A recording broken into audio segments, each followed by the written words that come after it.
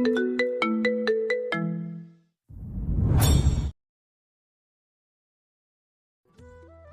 Please আমাকে ছাড়ো, আমার অনেক লাগছে, আমার শরীরে জ্বর, প্লিজ আজকে আমাকে ছেড়ে দাও, আমি আর পারছি না। চুপ কর। কেন পারবি না? হ্যাঁ, কচি ছেলেকে বিয়ে করছস না? এখন তো তোকে পারতেই হবে। তোকে বারবার বলছিলাম, আপু আমি বিয়ে করব না আপনাকে, আপনি এই বিয়েটাতে না করে দেন। তুই আমার কোনো কথা শুনছস? তুই কি বলছিলি বড় আপুর উপরে আমি কিভাবে কথা বলবো? এখন চুপচাপ সহ্য কর, না হইলে মাইর খাবি। আয়ান আমার উপরে পরে অত্যাচার করো, এখন আমাকে প্লিজ ছাড়ো, আমার ভালো লাগছে না, মাথা ব্যথা আর অসহ্য লাগছে, প্লিজ আমাকে ছেড়ে দাও। নদীর কথা শুনে আয়ান রেগে গলা চেপে ধরে বলল, আদর করার সময় উল্টাপাল্টা কথা বললে মেজাজ গরম হয় জানার পর তুই আবার কথা কেন বলস? মাইর না দিলে তুই ভালো হবি না। আয়ন কথাগুলো বলেই নদীকে থাপ্পড় মারতে লাগলো। নদীর চোখ দিয়ে পানি পড়তে লাগলো। আর নিজের মতো করে আদর করতে লাগলো, আর নদীকে ইচ্ছে করে ব্যথা দিতে লাগলো। নদী সহ্য করতে না পেরে অজ্ঞান হয়ে গেল। নদী আয়ন নিজের মতো করে আদর করে নদীর উপর থেকে নেমে ডার থেকে সিগারেট বের করে বারান্দায় চলে গেল। সিগারেট ফুঁকাতে লাগলো আর বাহিরের দিকে তাকিয়ে ভাবতে লাগলো। উনি আমার নিজের বাবা নাকি সৎ বাবা বুঝতে পারি না। সব কিছুতে আমার উপরে চাপিয়ে দিবে। এত যদি এতিম ভাতিজির উপরে মায়া লাগে তাহলে বড় ছেলের সাথে বিয়ে না দিয়ে আমার সাথে দিল। যত সব, সব কিছুতে বাড়াবাড়ি না করলে হয় না। একবার শুধু পড়াশোনা শেষ করি, তারপর এই বাড়িতে জীবনেও আসবো না। আয়ন কথাগুলো ভাবতে ভাবতেই হঠাৎ করে ফোন বেজে উঠলে আয়ন সিগারেট ফেলে দিয়ে রুমে চলে গেল। ফোনটা তুলতেই দেখে ওর গার্লফ্রেন্ড সোনালি কল দিয়েছে। আয়ন কল রিসিভ করতেই ওপাশ থেকে বলে ওঠে, আয়ান, আমি কিন্তু আত্মহত্যা করব। আমার ধৈর্যর বাঁধ ভেঙে গেলে কিন্তু খুব খারাপ হয়ে যাবে। আত্মহত্যা ছাড়া কিছু কি পারো? এক ডায়লগ বারবার দিও না, মেজাজ খারাপ আছে। দিন দিন বউয়ের প্রতি ভালোবাসা বেড়েই যাচ্ছে, তাই না? তুই যদি এখন ছাদে না আসোস, আমি কিন্তু সত্যি এখান থেকে ঝাঁপ দিব। আসতেছি। আয়ন কল কেটে দিয়ে টি শার্ট টাই পরে রুম থেকে বের হয়ে সোজা ছাদে চলে গেল। ছাদে গেলে কান্নার শব্দ পেয়ে আয়ন বুঝতে পারল সোনালি কান্না করছে। আয়ন সোনালির পাশে গিয়ে বসলে সোনালি আয়নকে জড়িয়ে ধরে কান্না করতে করতে বলতে লাগলো, আয়ান, আমি আর কতদিন এসব সহ্য করব? আয়ান, তোমার পাশে আমি ওকে আর সহ্য করতে পারছি না, আমার অনেক কষ্ট হয়। আয়ান, তুমি এই বিয়েটা কেন করলে বলো তো? কেন করছি দেখো নাই? ন্যাকা কান্না করো না, রাগ হচ্ছে। নিজেও তো ছিলে, বিয়ে আটকাতে পারো নাই, সেখানে আমাকে আবার জিজ্ঞেস করছো কেন করলে বিয়ে? তুমি দিন দিন পরিবর্তন হয়ে যাচ্ছ আয়ান। তুমি আর আগের মতো আমাকে ভালোবাসো না, তোমার কথাবার্তা চেঞ্জ হয়ে গেছে। সোনালি, প্লিজ কান্না বন্ধ করো। আমি তো চেষ্টা করতেছি। অত্যাচার দেখি কতদিন সহ্য করতে পারে। ওই নিজেই আমাকে ডিভোর্স দিবে দেখো। আমি যদি ডিভোর্স দিতে চাই তাহলে আমাকে বের করে দিবে। আর বের করে দিলে কোথায় থাকবো? কলেজে ফি, নিজে চলার টাকা পয়সা কোথায় পাবো? আমার পক্ষে চাকরি করাও সম্ভব না। ওইসব চাকরি আমার দ্বারা হবে না। আমাকে তো ভালোবাসো, আমার জন্য কি একটু কষ্ট করতে পারবে না? আমরা পালিয়ে যাই, দরকার হলে দুইজন কাজ করব। তাও এখন এখান থেকে চলো, ওর সাথে তোমাকে এক ঘরে দেখতে আর পারবো না। প্লিজ আমাকে নিয়ে পালিয়ে যাও। আবেগ দিয়ে কাজ হবে না। টাকা না থাকলে তুমিও আমার হাত ছেড়ে চলে আসবে। শুনো, 10 দিন ধরে সহ্য করতেছো, আর কিছুদিন করতে থাকো। ওই নিজেই আমাকে ডিভোর্স দিবে দেখো। আমার মনে হয় না। ওকে কি অত্যাচার করো যে ও দিব্যি সবার সাথে হাসি খুশি থাকে? এইটাই তো অবাক হই। ওর শরীরে প্রায় জায়গায় আমার মায়ের ক্ষত, তারপরও ওর ভিতরে কোনো মন খারাপ বা কোনো কিছু দেখি না। সবার সাথে দিব্যি হাসি খুশি চলছে, কাজ করছে।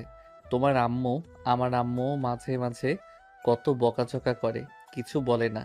ওই কি মানুষ নাকি অন্য কিছু? আমি ওর প্রশংসা শুনতে চাই না। কিভাবে ওকে এই বাড়ি থেকে বের করবে সেটা বলো। আর যেভাবেই হোক ওকে তোমার লাইফ থেকে সরানো লাগবে। চেষ্টা তো করতেছি, দেখা যাক কত দিন লাগে। দেখি আমার জানুটা কান্না করে কি অবস্থা করছো। আয়ান সোনালির চোখের পানি মুছে দিয়ে বাহুতে জড়িয়ে ধরে বসে থেকে টুকটাক কথা বলতে লাগলো। ভোর 5টায় আয়ান বলে ওঠে। রুমে যাও, সবাই উঠে পড়বে। তুমিও যাও। আয়ান নিচে নেমে চলে গেল। আয়ান নিজের রুমে গেল। সোনালি ওর রুমে চলে গেল। আয়ান রুমে গিয়ে দেখে নদী রুমে নেই। ওয়াশরুমের দিকে তাকাতে দেখে বন্ধ। বুঝতে পারল নদী ওয়াশরুমে আছে। আয়ান খাটে শুয়ে পড়ল। নদী ওয়াশরুম থেকে বের হয়ে বলে, আয়ান, গোসল করে অজু করে নামাজ পড়তে যাও। পরে পড়বো। দেখো, তুমি পরে সময় করে দিবে, আবার ঘুমিয়ে যাবে। গতকালের মতো যাও, গোসল করে আসো। আয়ান উঠে ওয়াশরুমে চলে গেল। নদী জায়নামাজ বিছিয়ে নামাজ পড়তে লাগলো। নামাজ পড়া শেষ হলে ড্রেসিং টেবিলের সামনে বসে চুল হেয়ার ড্রাই করতে লাগলো। আয়ন ওয়াশরুম থেকে শার্ট প্যান্ট চাইলে নদীর আলমারি থেকে শার্ট প্যান্ট হাতে দিল। আয়নের হাতের সাথে নদীর হাত পড়তেই আয়ন চমকে গেল। আয়ন কিছু না বলে শার্ট প্যান্ট নিয়ে দরজা লাগিয়ে দিল।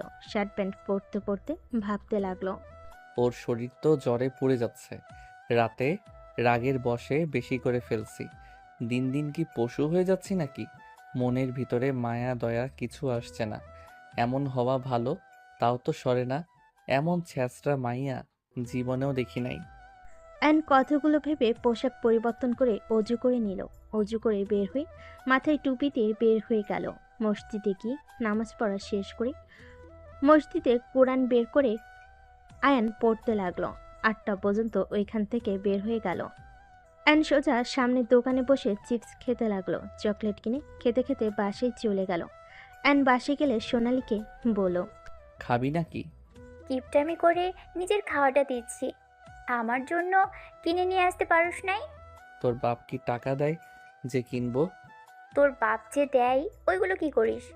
ওইগুলো দিয়ে জুয়া খেলি। বেয়াদব। হ, আমি তো বেয়াদব। আপনার ভদ্রপোলা কোথায়? তাকে তো দেখছি না। রাহেলা, এই বেয়াদবটাকে এখান থেকে যেতে বলবে, নাকি আমি কিছু করব? আয়ান, তোর আব্বুকে কেন রাগাস? রান্নাঘরে আয়। অ্যান রান্নাঘরে গেলে দেখে নদী কাজ করছে। নদী পড়ে যেতে নেবে। অ্যান সাথে সাথে গিয়ে ধরে ফেল। নদী চোখ সব ঝাপসা হয়ে আসতে লাগলো। আয়নের আম্মু রেগে বলে, জামাইকে দেখে ঢংসুল হয়ে গেছে। সামান্য জ্বর এসেছে, এতে মাথা ঘুরে দুবার পড়ে যেতে নিল। এত ঢং করতে পারে? ভাবি, তোমাকে তো বললাম আবার নেকামি করবে। আমাদের তো জীবনে জ্বর আসে নাই, এর থেকে কত জ্বর নিয়ে কাজ করে গেছি। আর সামান্য গা গরম হয়েছে তাতে এই অবস্থা। সব সময় নাটক করে। এই যা তো, তোর নাটক দেখতে মন চাচ্ছে না। নদী অনেক কষ্টে নিজেকে স্বাভাবিক করে নিয়ে বলল। আয়ান, তোমার নুডলস ওই বাটিতে খেয়ে নাও। নদী কাজ করতে নিলে আর নিজের অজান্তে নদীকে কোলে তুলে নিল। সবাই অবাক হয়ে তাকালে নদী বলে, আয়ান, কি করছো? ছাড়ো প্লিজ, রান্নাটা শেষ করতে হবে। বড় আব্বু ছোট আব্বু দোকানে যাবে তো। আয়নোর চকলেটটা নদীর মুখের মধ্যে দিয়ে নুডলসের বাটিটা ওর উপরে রেখে হাঁটতে লাগলো। আয়নের আম্মু বলতে লাগলো, আয়ান, লজ্জা শরম কি খেয়ে ফেলেছিস নাকি? নদীকে নামিয়ে দে বলছি। ওই আয়ান, কথা কানে যায় না? আয়নের চাচি আম্মু অনেক কিছু বলতে লাগলো। আয়নের আব্বু চাচু মনে মনে অনেক খুশি হলো। সোনালি রেখে গেল। নদী নামার চেষ্টা করতে লাগলো। আর নদীকে নিয়ে সোজা রুমে চলে গেল। খাটে শুয়ে দিয়ে নদী উঠতে গিয়েও মাথা চড়ক দিল। নদী বলে ওঠে, আয়ান, এখানে কেন নিয়ে আসলে? দেখো, আমার শরীরে একদম শক্তি নাই। প্লিজ আমাকে এখন অন্তত ছেড়ে দাও। রাতে যত আদর করতে পারো করো, এখন আমাকে যেতে দাও। রান্নাটা করতে হবে, না হইলে ছোট আম্মু বড় আম্মু আরো রেগে যাবে। নদীর কথাগুলো শুনে আয়নের নিজের অজান্তে চোখের কোণায় পানি চলে আসলো। আয়ন সাথে সাথে চোখ মুছে ধমক দিয়ে বলে, এই চুপ করে শুয়ে থাক। আমি তোর হাজব্যান্ড। আমি যা বলবো ওইটা মানতে তুই বাধ্য। স্বামী অবাধ্য হইলে কি হয় জানোস তো? আয়ান, আমি জানি। প্লিজ আমার উপরে রাগ করো না। আমি প্রমিস করছি রাতে আমি একটু টু শব্দও করব না। আমাকে এখন ছেড়ে দাও, আমার সাথে কিছু করো না। আয়ন নদীকে জোর করে শুইয়ে দিল। নদী ভয়ে কুকড়ে উঠল। আয়ন নদীকে অবাক করে দিয়ে নুডলসের বাটিটা হাতে নিয়ে নুডলস নদীর মুখের সামনে ধরল। নদী অবাক হয়ে বলে, কি করছো? এটা তো তোমার, তুমি খাও, আমি নিচে যাই। হা কর। আয়ান তুমি খাও, সকালে তোমার ক্ষুধা সহ্য হয় না, তুমি খেয়ে নাও, আমি খাবো না, আমার অনেক কাজ আছে, আমাকে প্লিজ যেতে দাও। আমি খেতে বলছি খা, না হইলে তোর খবর আছে। খা বলছি। আয়ন জোর করে নদীকে নুডলস খাওয়াই দিতে লাগলো। নুডলস খাওয়া শেষ হলে আয়ন উঠে পড়ল। নদী বলতে লাগলো, আয়ান কি করলে তুমি? না খেয়ে থাকলে তোমার মাথা গরম হয়ে যাবে। তুমি আমাকে সব খাওয়াই দিলে, নিজে তো কিছুই খেলে না। আয়ন জ্বরে মেডিসিন নিয়ে এসে পানি গ্লাসে ঢেলে ওকে বলে। খেয়ে নে। আয়ন নদীকে মেডিসিন খাওয়াই দিলে। নদী বলে, আয়ান এখন তো যেতে দাও আমাকে, এখন কিছুটা ভালো লাগছে, নিচে গিয়ে তোমার জন্য আরেকটা প্যাকেট রান্না করে নিয়ে আসি, তুমি বসো। আমি কিছু খাবো না, চিপস খেয়েছি। আর চুপচাপ শুয়ে থাক। শুয়ে থাকলে সবাই রেগে যাবে। আয়ান প্লিজ আমাকে যেতে দাও, তুমি বোঝার চেষ্টা করো। আয়ন নদীর কথা শুনে বিরক্ত হয়ে খাটের উপর ওঠে। নদীর দিকে যেতে নদী ভয়ে চোখ বন্ধ করে ফেল। আয়ন নদীকে জড়িয়ে ধরল। নদীর চোখ খুলে আয়ন বলে, আমার ঘুম পাচ্ছে। তুই যদি উঠে যাস তোর খবর আছে। তোকে জড়িয়ে ধরে ঘুমাবো। যদি উঠে যাস তাহলে কি হতে পারে বুঝতে পারছস? আয়নের কথাই ভয় পেয়ে নদী শুয়ে থাকলো। আয়ন নদীর দিকে তাকিয়ে দেখে নদী উপরের দিকে তাকিয়ে আছে। আয়ন নদীর দিকে তাকিয়ে থেকে ভাবতে লাগলো, আমি কি ওর উপরে বেশি অত্যাচার করে ফেলছি? এত কিছুর পরও ও কেন আমাকে ডিভোর্স দিতে রাজি হয় না? আমার মাথায় আসে না। এই মেয়ে এমন কেন? আর ওর উপরে আমার এত মায়া কেন হচ্ছে? ওর কষ্টে মনে হয় আমার বুকের ভিতরে কেমন যেন করে উঠলো তখন। আমি কি ওকে পছন্দ করতে শুরু করছি নাকি? অসম্ভব। আমি তো সোনালীকে ভালোবাসি না। এইসব কি সব মনে যে নিয়ে আছি ধ্যাত। আয়ন কথাগুলো ভাবতে ভাবতে ঘুমিয়ে গেল। নদী চোখ বন্ধ হয়ে আসলে আয়নের সাথে ঘুমিয়ে গেল। দুপুরের দিকে ঘুম ভাঙলে আয়ন দেখে নদী নাই। আয়ন উঠে ফ্রেশ হয়ে নিল। ফ্রেশ হয়ে নিচে গেলে দেখে আয়নের আম্মু নদীকে দিয়ে ঘর পরিষ্কার করছে। আয়নের রাগ হতে লাগলো। আয়ন ইচ্ছে করে ময়লাওয়ালা জুতা নিয়ে এসে পরিষ্কার জায়গায় পাড়াতে লাগলো। সবাই অবাক হয়ে গেল। নদী অসহায়ভাবে তাকালে। আয়নের আপু ধমকে সুরে বলে, হচ্ছেটা কি হ্যাঁ? বৌমা এত কষ্ট করে পরিষ্কার করলো আর তুই এইসব কি করলি? ভালো কাজ করছি। এই পরিষ্কার কর। নদী আয়নের ব্যবহারে অনেক কষ্ট পেল। নদীর চোখের কোণায় পানি গড়িয়ে পড়ল।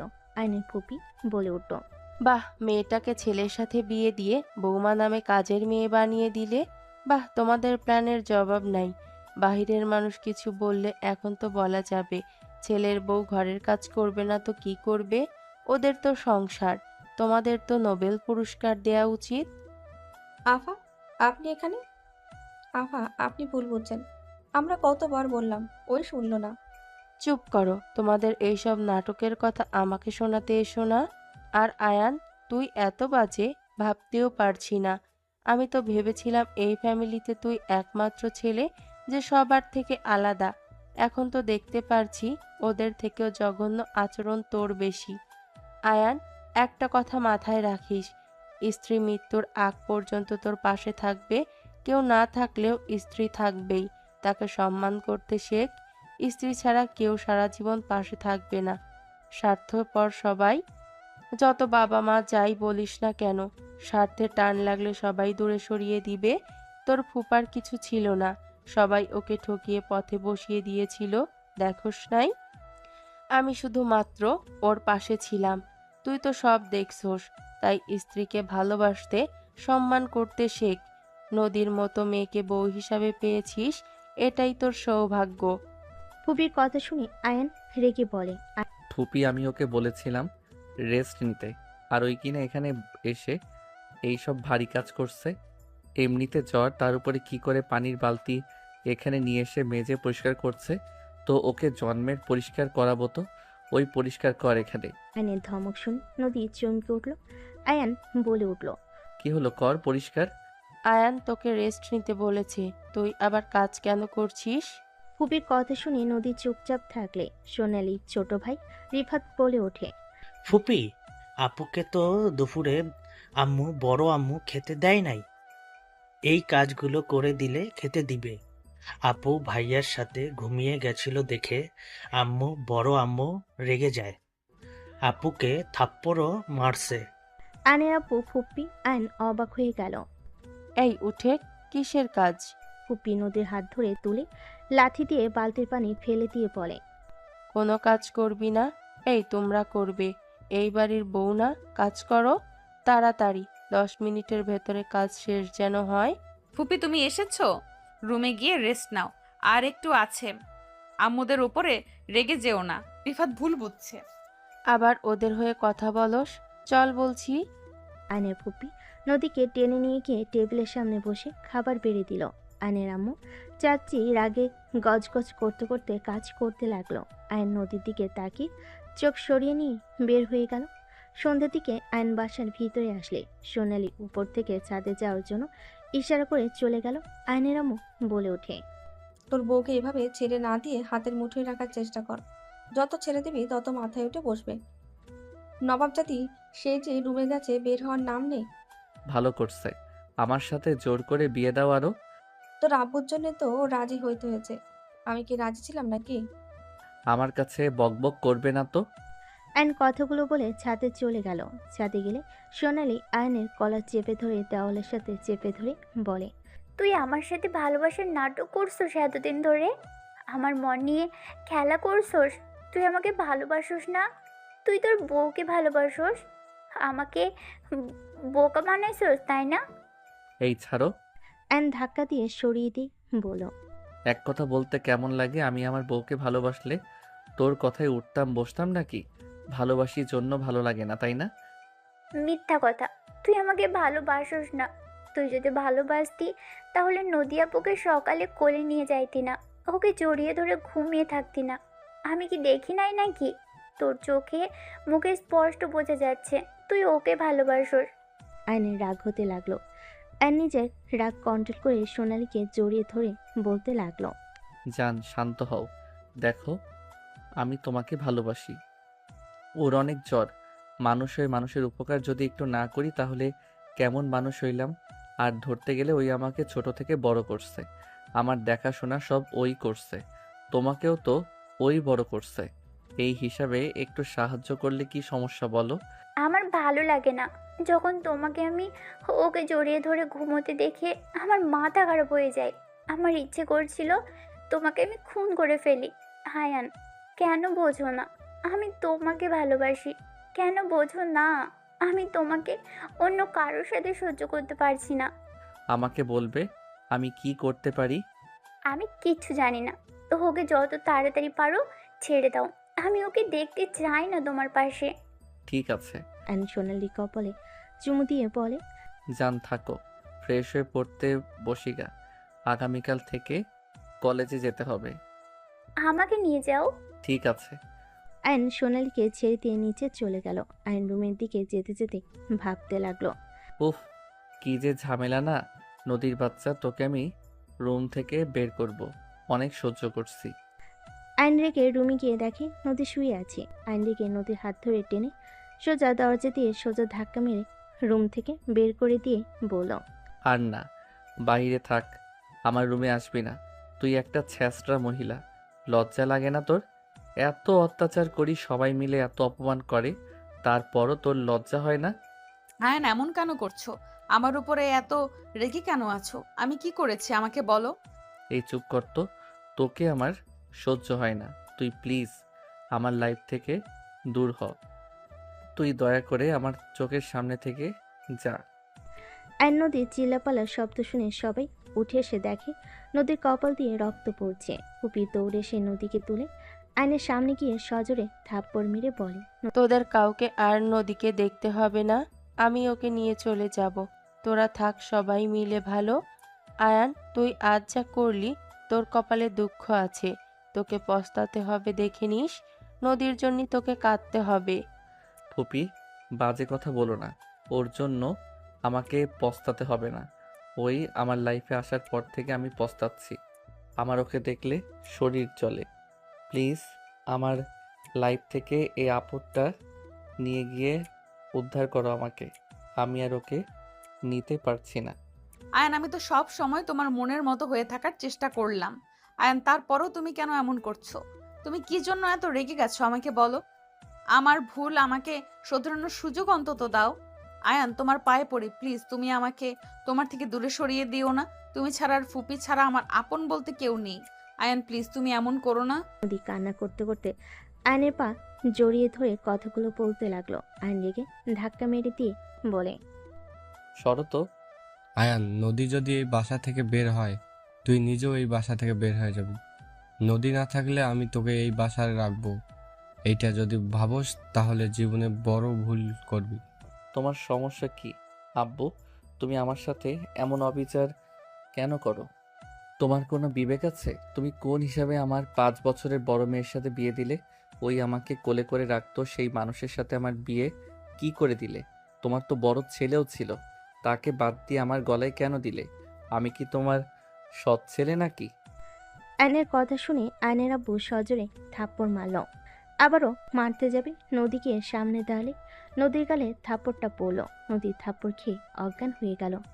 নদী পড়ে যেতে নিবে, সাথে সাথেই আয়ন ধরে ফেলল। নদীর আব্বু ফুপি বলতে লাগলো, নদী, এই নদী, চোখ খোল। তুই যাকে বের করার চেষ্টা করছিস, দেখ তোকে মার খাওয়ায় সে সহ্য করতে পারছে না। এই অসুস্থ শরীর নিয়ে তোর থাপ্পড় নিজের গালে নিল। তোদের জন্য ওই জীবন দিলেও তোদের মন গলবে না। মা ছেলে সব এক তোরা, তোদের কপালে দুঃখ আছে। আমি বারবার বলছি, অহংকার কমা আয়ান। আয়নর ফুপির কথা শুনে সোনালির দিকে তাকাতেই সোনালি ফোনে কথা বলার ভান করে চলে গেল। আয়ন নদীকে কোলে তুলে নিয়ে রুমে ঢুকিয়ে পড়ল। নদীকে খাটে শুইয়ে দিলে ফুপি এসে পানি ছিটিয়ে দিতে লাগলো। আয়ন নদীর দিকে তাকিয়ে থাকতে লাগলো। আয়নের আব্বু ধমক মারলে আয়ন রুম থেকে বের হয়ে গেল। আয়ন সোজা সাদিকে এক কানিতে দাঁড়িয়ে থেকে সবকিছু ভাবতে লাগলো। রাত 10টার দিকে আয়ন রুমে চলে গেল। রুমে গিয়ে দেখে নদী শুয়ে আছে। আয়ন দরজা লাগিয়ে দিলে নদী বলে ওঠে, Ayan I am sorry. Ayan তুমি চাইলে এখন আদর করতে পারো, আমি তোমাকে বাধা দেব না। তাও তুমি আমাকে বের করে দিতে চেও না। আয়ান তুমি আমার হাজবেন্ড, তুমি একমাত্র আমার প্রিয় মানুষ। সেই তুমি যদি আমার উপরে রেগে থাকো তাহলে আমি কোথায় যাব? আয়ান দয়া করে আর রাগ করো না, আসো। নদী কথাগুলো বলে বুকের উপর থেকে শাড়ির আঁচলটা ফেলে দিল। আয়ন লাইট অফ করে ডিম লাইট জ্বালিয়ে পাশের বালিশটা ঠিক করে শুয়ে পড়ল ঘুরে। নদী আয়নের শরীরে হাত দিয়ে বলল, আয়ান আমাকে আরেকটা সুযোগ দাও, আমি আর কখনোই তোমাকে বাধা দিব না। আয়ান প্লিজ আমার দিকে ঘোরো না। নদী কান্না করতে করতে আয়নের কাছে ক্ষমা চাইতে লাগলো। আয়ন এক ঝটকায় হাত সরিয়ে দিয়ে বলল, হাত সরাতো। মেজাজ গরম করিস না, ঘুমাতে দে। আয়ান আমাকে শেষবারের মতো ক্ষমা করে দাও। আমি তো তোমাকে বলছি আর কখনোই বাধা দিব না। প্লিজ আমাকে ক্ষমা করে দাও। তুমি এভাবে রাগ করে থেকো না। থাপ্পড় খাস না, ঘুমাতে দাও। আয়ন ধমকে সুরে কথাগুলো বলে চোখ বন্ধ করে নদী কান্নার শব্দে বিরক্ত হয়ে পড়ল। এই, কান্না থামাবি? গলা চেপে ধরবো যদি কান্না করো। শান্তিতে ঘুমাতে দিবি? জীবনের সব শান্তি তো কেড়ে নিয়েছিস, অন্তত আমাকে ঘুমাতে দে শান্তিতে। আয়নের কথা শুনে নদী নিজের কান্না কন্ট্রোল করে শুয়ে পড়ল। সকালে ঘুম ভাঙলে আয়ন ফ্রেশ হয়ে চলে গেল। ফ্রেশ হয়ে অজু করে বের হয়ে জায়নামাজ বিছিয়ে নামাজে দাঁড়িয়ে গেল। আয়ন নামাজ পড়তে লাগলো। নামাজ পড়া শেষ করলে দেখে নদী দাঁড়িয়ে আছে। আয়ন কিছু না বলে জায়নামাজ ভাঁজ করে রেখে দিলে নদী বলে ওঠে, আয়ান চা। খাবো না। আয়ান এখনো রেগে আছো? মেডিসিন খাইছস? না তুমি চাটা খেয়ে নাও। খাবো না। আয়ন নদীকে কিছু বলতে না দিয়ে চলে গেল। আয়ন সোজা ছাদে চলে গেল। ছাদে গিয়ে বসে থাকতে লাগলো। আয়ন বাহিরের দিকে তাকিয়ে থাকতে লাগলো। সোনালি ছাদ এসে আয়নকে দেখে আয়নের পাশে বসলে। আয়ন সোনালির দিকে তাকিয়ে থাকলে সোনালি বলে ওঠে, কি হয়েছে? মন খারাপ তোমার? সোনালি, আমার কিছু ভালো লাগছে না। সোনালি সবাইকে জানিয়ে দেয় যে আমরা একে অপরকে ভালোবাসি। এভাবে আর চলতে পারছি না। 12 দিনে আমি হাঁপিয়ে গেছি। আমি তোমাকে ভালোবাসি। আমি তোমাকে ছাড়া অন্য কারোর সাথে থাকতে পারছি না। আয়ান, এটা বললে বড় আপু রাজি হবে না। নদী আপুকে ডিভোর্স দিয়ে কি আমাদের ভালোবাসা মেনে নিবে নাকি? আয়ান, একটা উপায়, পালিয়ে যাওয়া। যদি পালিয়ে যাই তাহলে কেউ কিছু করতে পারবে না। বারবার পালানোর কথা কেন বলো? পালিয়ে গেলে বাসার সবার মাথা নিচু হয়ে যাবে। সবাই আব্বু কাকুকে দেখে সিসি করবে। আর পালিয়ে গেলে আমরা থাকবো কোথায়, খাবো বা কি? অনেক ঝামেলা। পালিয়ে গেলে তো হয় না। আমরা টাকা পয়সা গহনা নিয়ে পালাবো। যতদিন না আমাদের চাকরি হয় ততদিন ওইগুলো দিয়ে চালিয়ে নিব। এইটা সম্ভব হবে না। আমরা এখনো ছোট। আমরা বাহিরের সম্পর্কে ভালোভাবে জানিও না। কোথায় কেমন মানুষজন থাকবে আমরা কিভাবে বুঝবো? দেখা যাবে আমাদের টাকা গয়না কয়েকজন মিলে নিয়ে চলে গেল। ইন্টার ফার্স্ট ইয়ারে পড়ি আমরা। এখনো আমরা কিসের ছোট? আমাদের যথেষ্ট বুদ্ধি হয়েছে। না না, দিলে সমস্যা। এক, যদি পালিয়ে যায়, যদি রাগের বশে ত্যায্য পুত্র করে, তাহলে সব হারাবো। দুই, যদি পালিয়ে গিয়ে কিছু না করতে পারি, তাহলে তোমাকেও হারাবো, সাথে আমার লাইফটা ধ্বংস হয়ে যাবে। আয়নের কথা শুনে সোনালি রেগে বলে ওঠে। কাপুরুষের মতো কথা বলিস না। আসল কথা, মায়ের আঁচল ছাড়তে পারবি না তাই না? এত বড় হয়েছস, তাও মায়ের আঁচল থেকে বের হতে পারস না। তোর মা কি সারা জীবন বেঁচে থাকবে নাকি? সবসময় মামা করস। নিজের কিছু কর, তারপর আসবি ভালোবাসার কথা বলতে। আর তোর মা না মরলে তুই জীবনেও বড় হবি না। সোনালি কথা শুনে আয়ন রেগে ঠাস করে থাপ্পড় মেরে বলে। একদম আম্মুকে এর ভিতরে টানবি না। তুই আমার মায়ের মৃত কামনা করস, তোকে আমি খুন করে ফেলবো। তোর সাহস কি করে হয় আমার আম্মুকে বলস মরার কথা? আয়ন রেগে সোনালি গলা চেপে ধরলে সোনালি আয়নের হাত ধরে বলতে লাগলো। আমার দম বন্ধ হয়ে আসছে আয়ান, আমার গলা ছাড় বলছি। ছাড়বো না। তুই আমার আম্মুর মৃত্যু কামনা করলি কেন? হঠাৎ করে নদী চলে আসলে নদী দৌড়ে এসে আয়নের হাত ধরে বলে। আয়ন কি করছো? ছাড়ো। ওকে, ছাড়বো না আমি। কি করছো? ওই ছাড়ো, মারা যাবে তো। নদী ধাক্কা দিয়ে আয়ন ছেড়ে দিলে সোনালি কাশতে লাগলো। সোনালির আগে আয়নকে থাপ্পড় মারতে লাগলো। থাপ্পড় মেরে চিল্লাইয়ে বলতে লাগলো। তুই একটা সাইকো। তুই আমার সাথে কথা বলবি না। Just I hate you Ayan, just I hate you. I hate you too. তুই যা এখান থেকে। তোকেও আমি ঘৃণা করি। যে আমার প্রিয় মানুষকে অপছন্দ করবে, আমি তাকে মাথায় রাখবো। যদি ভেবে থাকোস জীবনে বড় ভুল করবি, তুই আমার চোখের সামনে থেকে যা। তোকে আমি দেখতে চাই না। আয়নের কথা শুনে সোনালি রেখে আয়নের বুকে দুহাত দিয়ে ধাক্কা মারে। আয়ন পড়ে যেতে নিবে, সাথে সাথে নদী আয়নের শার্ট ধরে ফেলো, সোজা আয়নের উপর গিয়ে পড়ল। নদী আয়নকে বলতে লাগলো। তুমি ঠিক আছো? ওঠেক আমার উপর থেকে। আয়ন নদীকে ধাক্কা দিয়ে সরিয়ে দিয়ে শার্ট প্যান্ট ছেড়ে চলে গেল। নদী আয়নের চলে যাওয়ার দিকে তাকিয়ে থাকলো। আর নিচে গেলে আয়নের আম্মু বলে ওঠে। কিরে, তোর হাতে রক্ত কেন? কি হয়েছে? কিছু সরে গেছে একটু। আয়নর আম্মুর কাছে গিয়ে হুট করে জড়িয়ে ধরে সবাই অবাক হয়ে গেল। আয়নকে কিছু বলার আগেই আয়ন বের হয়ে গেল বাসা থেকে। আয়ন রাস্তা দিয়ে হাঁটছিল। হঠাৎ ওর বন্ধুর সাথে দেখা হলে রাকিব বলে ওঠে। ওই আয়ন কোথায় যাস রে?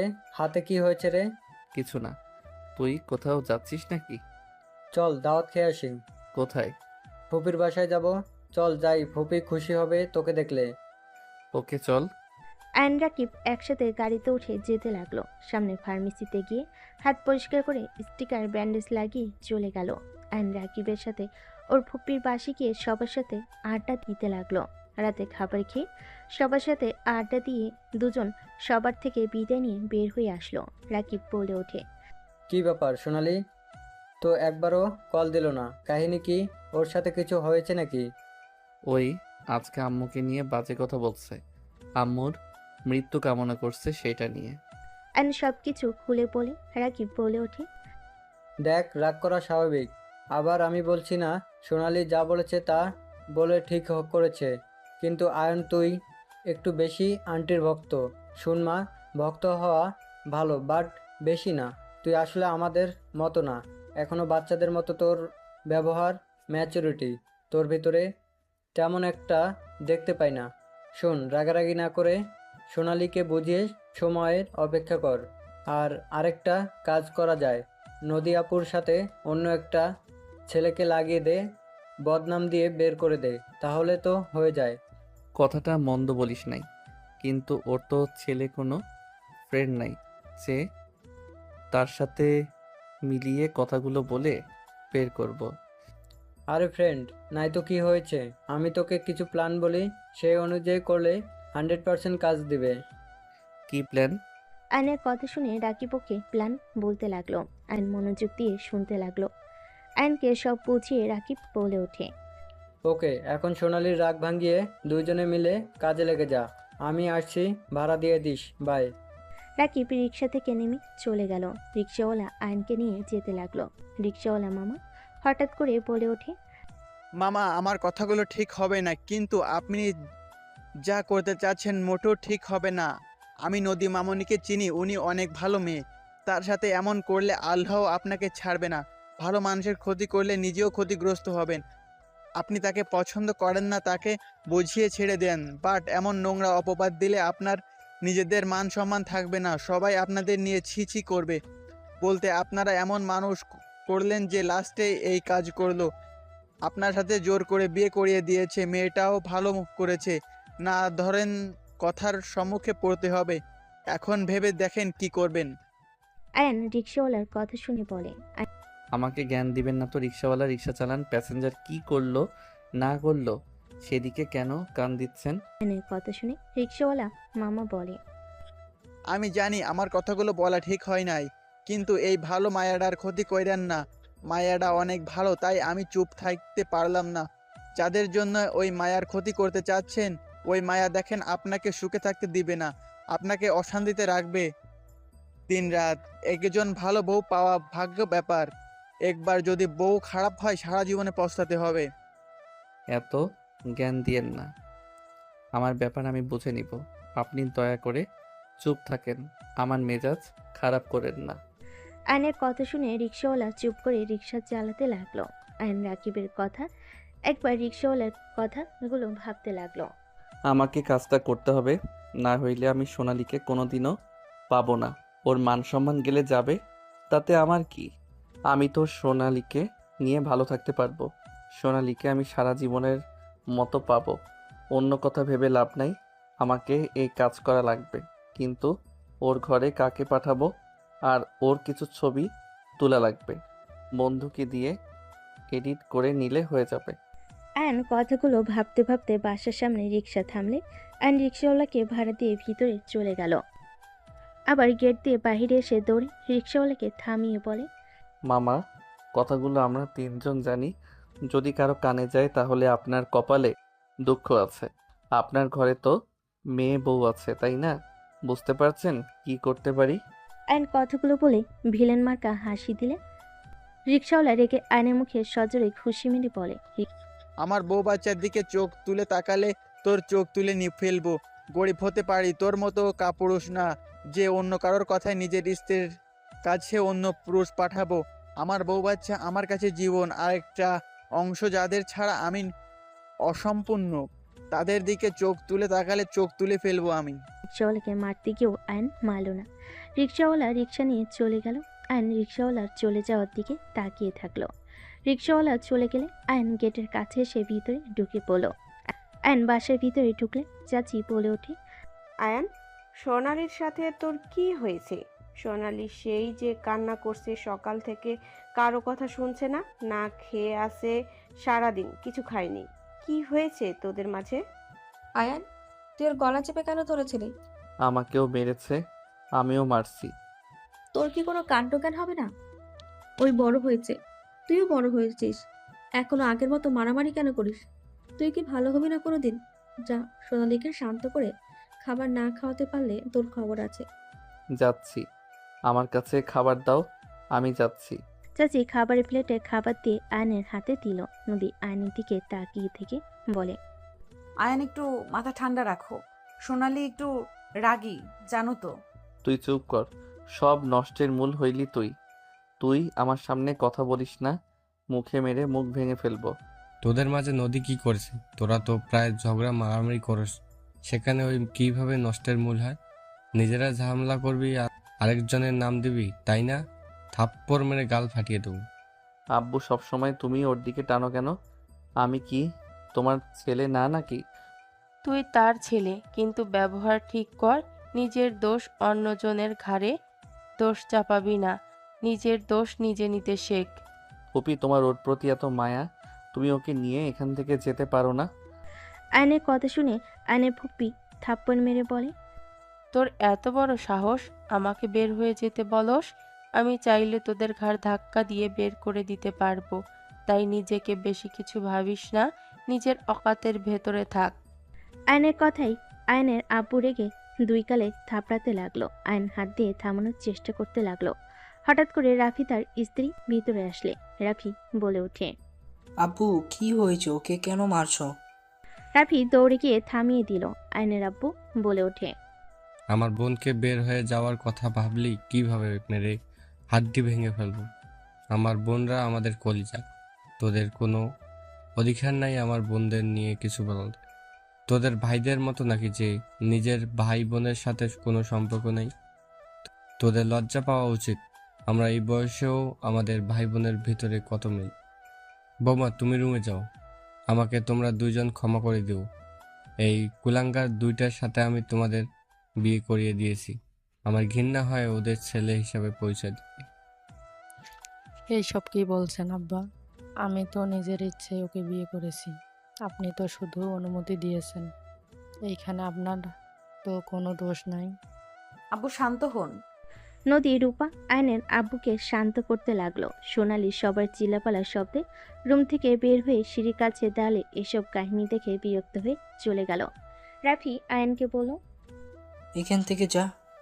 আয়ন খাবার নিয়ে চলে গেল। সোনালি রুমের সামনে গেলে দেখে সোনালি বসে আছে নিচের দিকে তাকিয়ে থেকে। আয়ন আস্তে আস্তে সোনালির পাশে বসে পড়ে। সোনালি রেগে উঠে বলে, এখানে কেন এসছোস? বাহ, ভাতের সাথে বিষ মিশিয়ে নিয়ে এসছোস নাকি আমাকে মেরে ফেলার জন্য? জান, আই এম সরি। আমি নিজের রাগ কন্ট্রোল করতে পারি নাই। তুমি তো জানো আম্মুর বিষয়ে কেউ কিছু বললে আমার রাগ উঠে যায়। তুমি আম্মুকে নিয়ে এসব না বললে তো আমি রেগে যেতাম না। এই যা তো, তোর মায়ের কাছে আঁচল ধরে বসে থাকা। আয়ন সোনালির হাত ধরে টান দিয়ে খাটের উপর বসিয়ে দিয়ে বলল, জান, রাগ করো না তো। তুমি একটু মাথা ঠান্ডা করে খাবারগুলো খেয়ে নাও। আমি তোমাকে একটা কথা বলবো, শুনলে তুমি খুশি হয়ে যাবে 100%। চুপ কর, তোর কোনো কথা আমি শুনতে চাই না। তোর কথা শোনা তো দূর, আমি তোর মুখও দেখতে চাই না। তুই আমার রুম থেকে বের হয়ে যা, না হলে আমি তোকে রেপ কেসে ফাঁসিয়ে দিব। আয়ন সোনালির কথা শুনে ফিক করে হেসে দিয়ে বলে, ওকে, যা ইচ্ছে করো।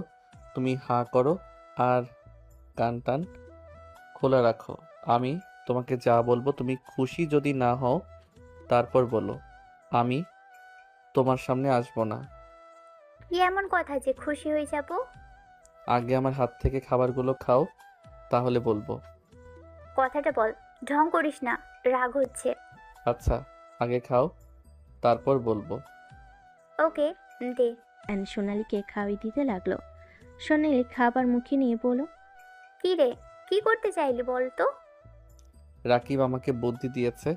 ওয়েট দেখি আশেপাশে কেউ আছে নাকি। আয়ন উঠে দরজা দিয়ে দেখতে লাগলো আশেপাশে কেউ আছে নাকি। সোনালি কাছে আবার এসে পাশে বসে বলল, নদীকে এই বাড়ি থেকে বের করার এক আইডিয়া রাকিব আমাকে দিয়েছে। যদি আমরা কাজটা ঠিকমতো করতে পারি তাহলে ওকে আব্বু আম্মু সবাই মিলে বের করে দিবে। আইডিয়াটা কি সেটা বলবি তো নাকি? মেজাজ গরম করিস না। একটা ছেলে খুঁজতে হবে যে ওর সাথে ফ্রেন্ডশিপ করবে। আস্তে আস্তে মিল হইলে ওই ছেলেটা সুযোগ বুঝে ওর রুমে যাবে বারান্দা দিয়ে। সব বুঝলাম, ও তোর রুমে থাকে, সেখানে তুই থাকতে পরপুরুষ আসলে কি যায় আসে? আরে যেই দিন ওই ছেলে আসবে সেদিন আমি বন্ধুদের সাথে ঘোরার কথা বলে রাতে আসবো না। ও আচ্ছা, বাট ছেলেটাকে খুঁজতে হবে, ভাড়া করব, তাহলে হবে। যদি একবার ধরা পড়ে দুইজনকে বাসা থেকে ঘাট ধাক্কা দিয়ে বের করে দিবে। আরে সাবধানে কাজ করা লাগবে, আর ভয় পেলে চলবে না। এটা অনেক ভালো আইডিয়া। তাহলে ছেলে খুঁজতে হবে। আমাদের স্কুলে একটা ছেলে আছে, রাতুলকে দিয়ে কাজটা করালে কেমন হয়? রাতুল, ওই কি করতে রাজি হবে? আমি বললে অবশ্যই রাজি হবে। এখন কথা হলো, নদী আপু কি কথা বলবে? চেষ্টা করতে হবে। ওই তো প্রতিদিন বাজারে যায়, ভার্সিটিতেও যায় মাঝে মাঝে। ওই সময়গুলো কাজে লাগাতে হবে। হুম, এই সময়গুলো কাজে লাগাতে হবে। ওকে যান, এখন একটু হাসো না। এভাবে মুখ গম্ভীর করে রাখলে কি ভালো দেখা যায় কও? আমার এখানে তো খারাপ লাগে। অ্যান বুকে হাত দিয়ে কথাগুলো বলে। সোনালি জড়িয়ে ধরল। অ্যান হেসে দিয়ে কপালে চুমু দিয়ে বলে, আচ্ছা যান, আমি এখন আসছি। তুমি তাহলে রাতুলের সাথে কথা বলে নাও। ঠিক আছে। অ্যান প্লেট নিয়ে চলে গেল। সোনালি ভিলেন মার্কা একটা হাসি দিয়ে ফোনটা হাতে নিয়ে কল দিতে লাগলো। এদিকে আইন প্লেটটা নিচে যেতে নিবে, তখন নদী সামনে পড়ে নদী বলে, আমার কাছে দাও, আমি রেখে আসছি। লাগবে না তোর সাহায্য, যা এখান থেকে। অ্যান কথাগুলো বলে নিচে চলে গেল। নিচে গেলে রাফির বউ বলে ওঠে, ছোট ভাই আমার কাছে দাও। না ভাবি, আপনি রুমে গিয়ে রেস্ট নেন। জার্নি করে এসেছেন। তোমার সাথে আমার কথা আছে। আমার রুমে এসো তো। কি কথা ভাবি? রুমে এসো, তারপর বলবো। আচ্ছা যান, আমি এটা ধুয়ে আসছি। অ্যান রান্নাঘরে চলে গেল। রূপা নিজের রুমে চলে এলো। অ্যানের পাশে চাচি এসে বলে ওঠে, আজকে একটা কাজের মতো কাজ করছো, ঠিক করছো। এই বড় আফার মুখের উপরে কিছু বলা যায় না। আমরা তো পরের মেয়ে, আমাদের সেই অধিকার নাই। তুই বলছস, ভালো করছস, আমাদের মনের কথা একদম। অনেক খুশি হয়েছেন নাকি? খুশিতে মনে হয় আত্মহারা হয়ে গেছেন। অবশ্যই খুশি হয়েছি। আমি যা বলতে পারি নাই এতদিনে তুই বলে দিয়েছিস। ও আচ্ছা, আম্মু তুমিও খুশি নাকি? চুপ কর বেয়াদব, তোর এভাবে বলা ঠিক হয়নি। তোর ফুপি আমাদের পছন্দ না পেলেও তোদের অনেক ভালোবাসে। আর কখনো তোর ফুপি বা আব্বুর সাথে বাজে ব্যবহার করবি না। উনি না অনেক খুশি হয়েছে, তুমি আবার খুশি হও নাই কেন? থাপ্পড় খেতে না চাইলে এখান থেকে যা। আয়ন আর কিছু না বলে চলে গেল। আয়ন রূপার রুমের সামনে গিয়ে নক করলে। রূপা বলে ওঠে। হ্যাঁ ভাই, রুমে আসো। আয়ন দরজা খুলে ভিতরে ঢুকে পড়ল। রূপা সোফায় বসতে বলে রাফি ল্যাপটপ নিয়ে বলে, আমি কি থাকতে পারবো নাকি চলে যাব? বারান্দায় যাও, আমাদের পার্সোনাল কথা তোমার শুনতে হবে না। ওকে। রাফি বারান্দায় চলে গেল। রূপা বলে ওঠে। তুমি কি অন্য কাউকে ভালোবাসো? রূপার কথা শুনে আয়ন ভ্যাবাচেকা খেয়ে গেল। আয়ন ঢোক গিলে বলে, হঠাৎ এই কথা কেন? আর যদি ভালোবেসেও থাকো, আমার মনে হয় তোমার তাকে ভুলে যাওয়া উচিত। আমি জানি তাকে ভোলা কষ্ট হবে, কিন্তু আয়ান, তুমি বিবাহিত, তোমার স্ত্রী আছে, তুমি একদিন বাবাও হবে।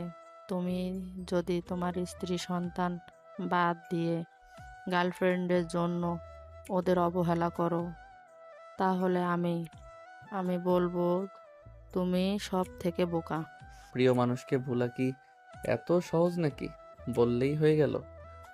না, ভোলা সহজ না, কিন্তু তুমি যদি চাও তাহলে ভুলতে পারো। ভাবি হাসাবে না তো।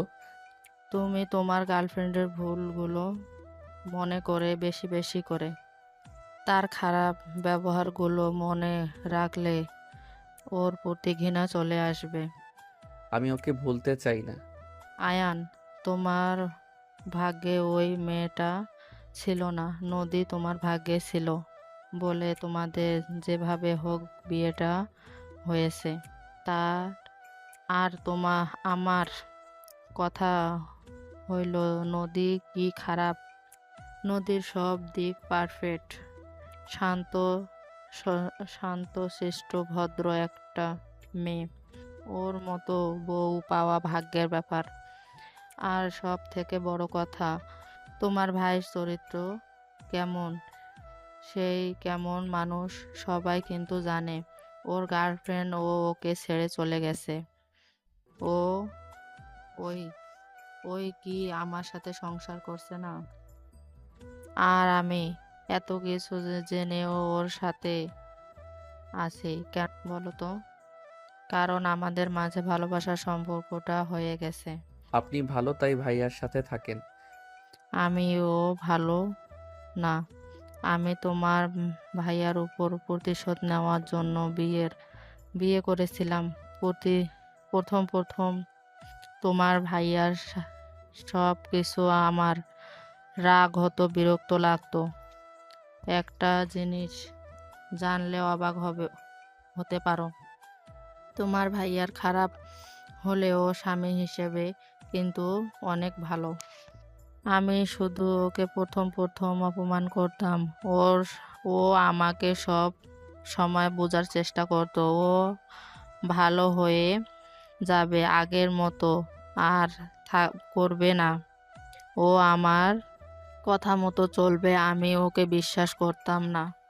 আস্তে আস্তে তোমার ভাইয়ের প্রতি ভালোবাসা, আসলে আমি ওকে ভালোবাসা দিয়ে আমার মনের মতো গড়ে নিয়েছি।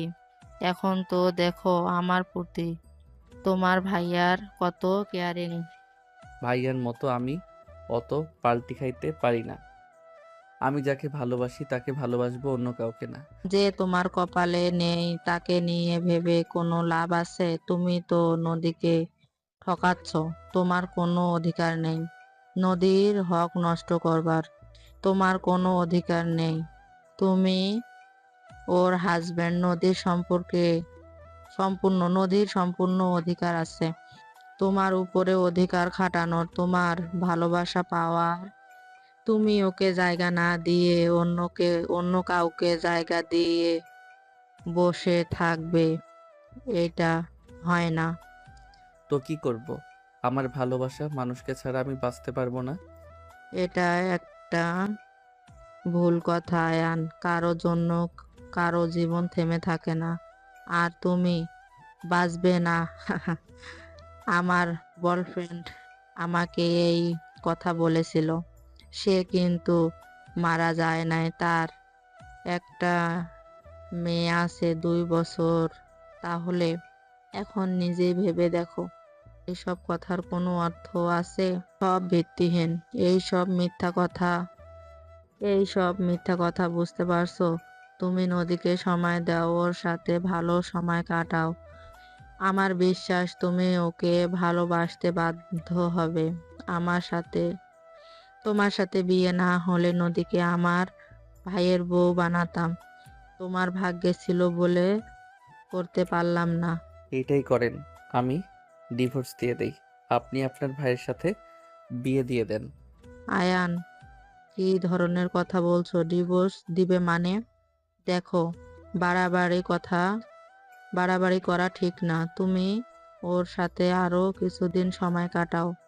আর একটা কথা মনে রেখো, এমন কিছু করো না, ফ্যামিলির মান সম্মান নষ্ট হয়। তোমাকে সবাই ভালোবাসে, তুমি এমন কিছু করো না, সবার মন ভেঙে যায়। ভাবি, সবার কথা ভেবে তো আর আমার লাইফ আমি নষ্ট করতে পারি না। আমার পক্ষে সম্ভব না নদীর সাথে সম্পর্ক রাখা। আমি ওকে বড় বোনের মতো দেখছি, হুট করে বউ হয়ে গেল। ব্যাপারটা কতটা জঘন্য হইল। কাজিন হয় তোমার, মায়ের পেটের বোন না যে। ব্যাপারটা কেমন হয়ে গেল? তোমাকে যা বলি শোনো, 1 মাস নদীর সাথে হাজবেন্ডের মতো ব্যবহার করো, আর তারপর যদি কোনো না ভালোবাসা লাগে না, তাহলে নিজের মতো চলো। হুম, যাই হোক, এত কথা বলে লাভ নাই। আমি রুমে গেলাম। আর হ্যাঁ, প্লিজ কাউকে বলেন না যেন আমি অন্য কাউকে ভালোবাসি। ওকে বলো না কাউকে। আর তুমি কাকে ভালোবাসো তার নামও বলো না। সময় হইলে জানাবো, এখন কিছু বলতে চাই না। থাকেন, আমি আসছি। অ্যান রূপার ওইখান থেকে বের হয়ে সোজা রুমে চলে গেল। রুমে গেলে দেখে নদী শুয়ে আছে। অ্যান এক সাইডে গিয়ে শুয়ে থেকে ভাবতে লাগলো। আসলে কাজটা করা কি ঠিক হবে? ওর নামে কলঙ্ক দেওয়া কি ঠিক হবে? ধুর, এত ভেবে কি লাভ? আমার প্রিয় মানুষকে পাইলেই হলো। নদী অ্যানকে ভাবতে দেখে নদী অ্যানের কাছে গিয়ে বুকে মাথা দিয়ে জড়িয়ে তোলে। অ্যান ভাবনার জগৎ থেকে বের হয়ে ধাক্কা দিয়ে সরিয়ে দিয়ে বলে, কি করছিস? আমাকে হুটহাট করে জড়িয়ে ধরবি না তো? আয়ান, তুমি আমার উপরে সবসময় রেগে কেন থাকো? আমি তোমার কি ক্ষতি করেছি বলো তো? তোকে আমার সহ্য হয় না। কেন সহ্য হয় না? তুমি তো আগে আমাকে অনেক ভালোবাসতে, আমার জন্য কত কিছু করতে। যখন স্কুল থেকে আসতে আমার জন্য চুরি করে কিছু না কিছু নিয়ে আসতে। আমার জন্য সবার আগে ঝামেলা করতে। আর আজ তুমি নিজেই আমাকে অবহেলা কেন করো? তখন বোন ছিলেন, এখন বউ। আপনাকে আমি বউ হিসেবে চাই না। আপনাকে আমার বিরক্ত লাগে।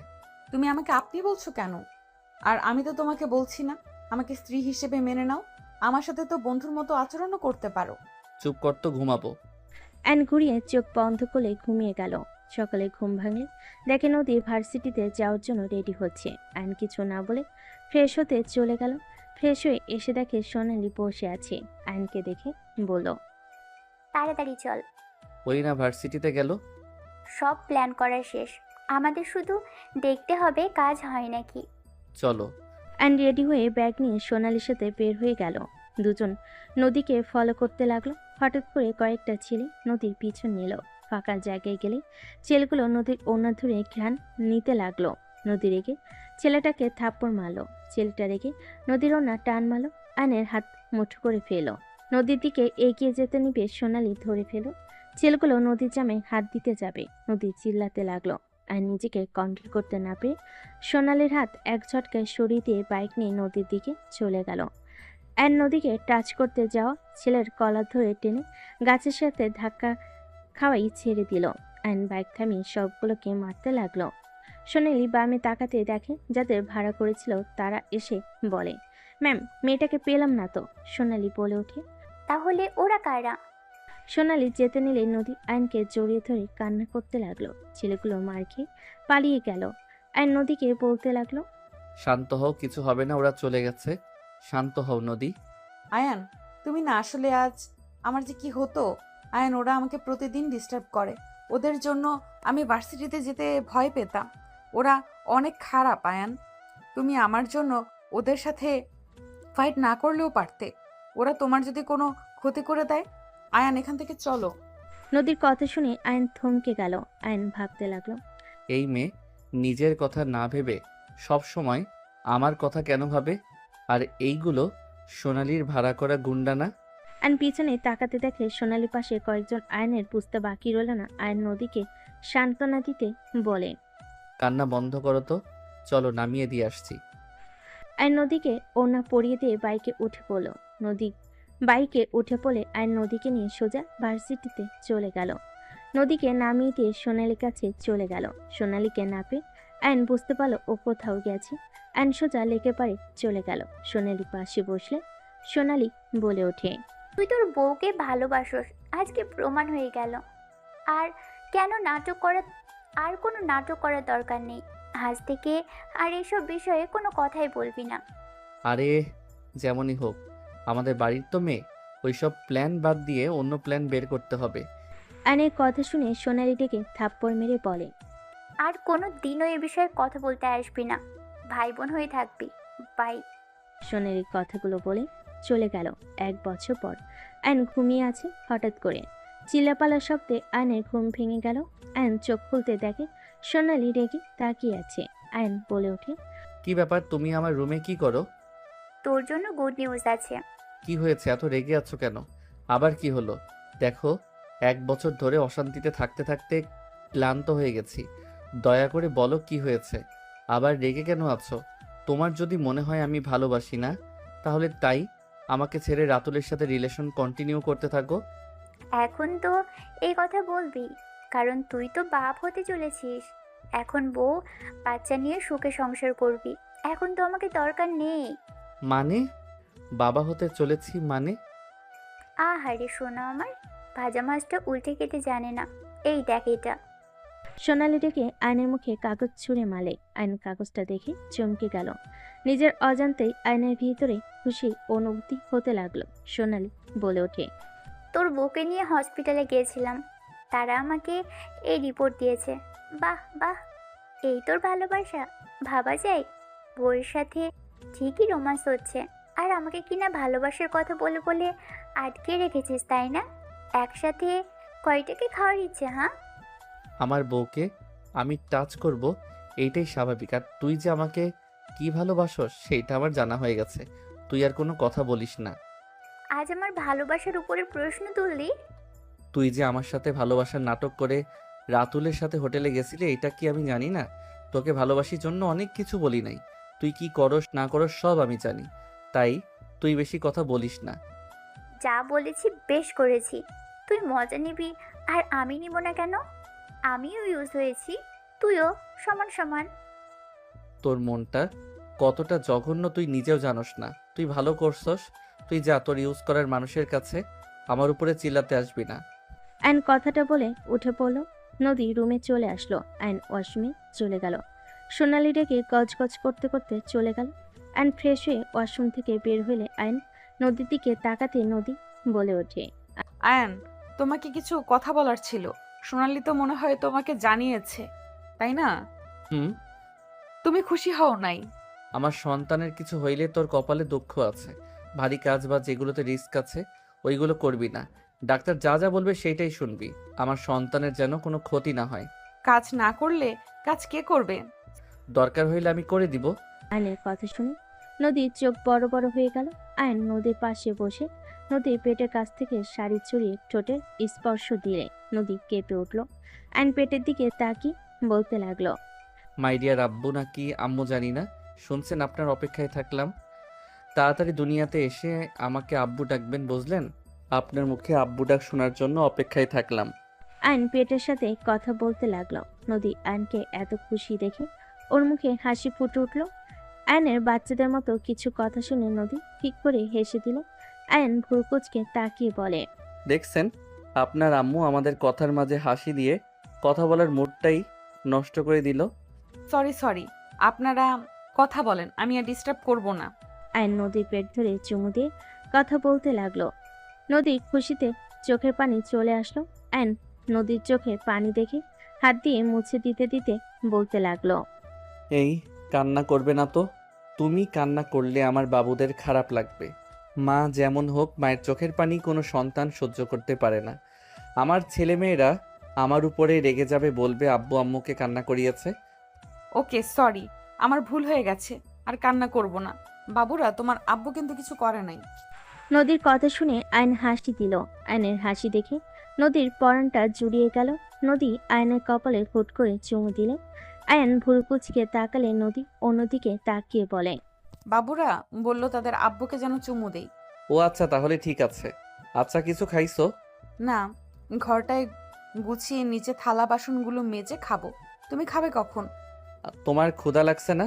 কই না তো। আমি আসছি। আয়ন রুম থেকে বের হয়ে নিচে চলে গেল। নিচে গেলে রিফাত এসে বলে, ভাইয়া আমি তো চাচ্চু হতে যাচ্ছি। ভাইয়া আমার অনেক প্ল্যান আছে। আমি বাবুদের জন্য আমার খেলনাগুলো যত্ন করে রেখে দিব। বাবুকে কোলে নিয়ে আমার খেলনাগুলো দিয়ে দেব। রিফাতের কথা শুনে আয়ন বেশ খুশি হয়। রিফাতের সামনে হাঁটি গেড়ে বসে বলে, বাবা, রিফাত তো দেখি চাচ্চু হওয়ার জন্য একদম প্রস্তুত। যে রিফাতের গাড়ি নিয়ে খেলেছিলাম বলে আমাকে দিয়ে নতুন কিনে নিয়েছে, সেই নাকি তার ভাতিজা ভাতিজিকে দিবে। বাহ বাহ। আয়নের কথা শুনে আয়নের আব্বু চাচু হেসে বলে, ভাবা যায় রিফাত এখন চাচ্চু হওয়ার জন্য প্রস্তুত হয়ে গেছে। খুব ভালো, খুব ভালো।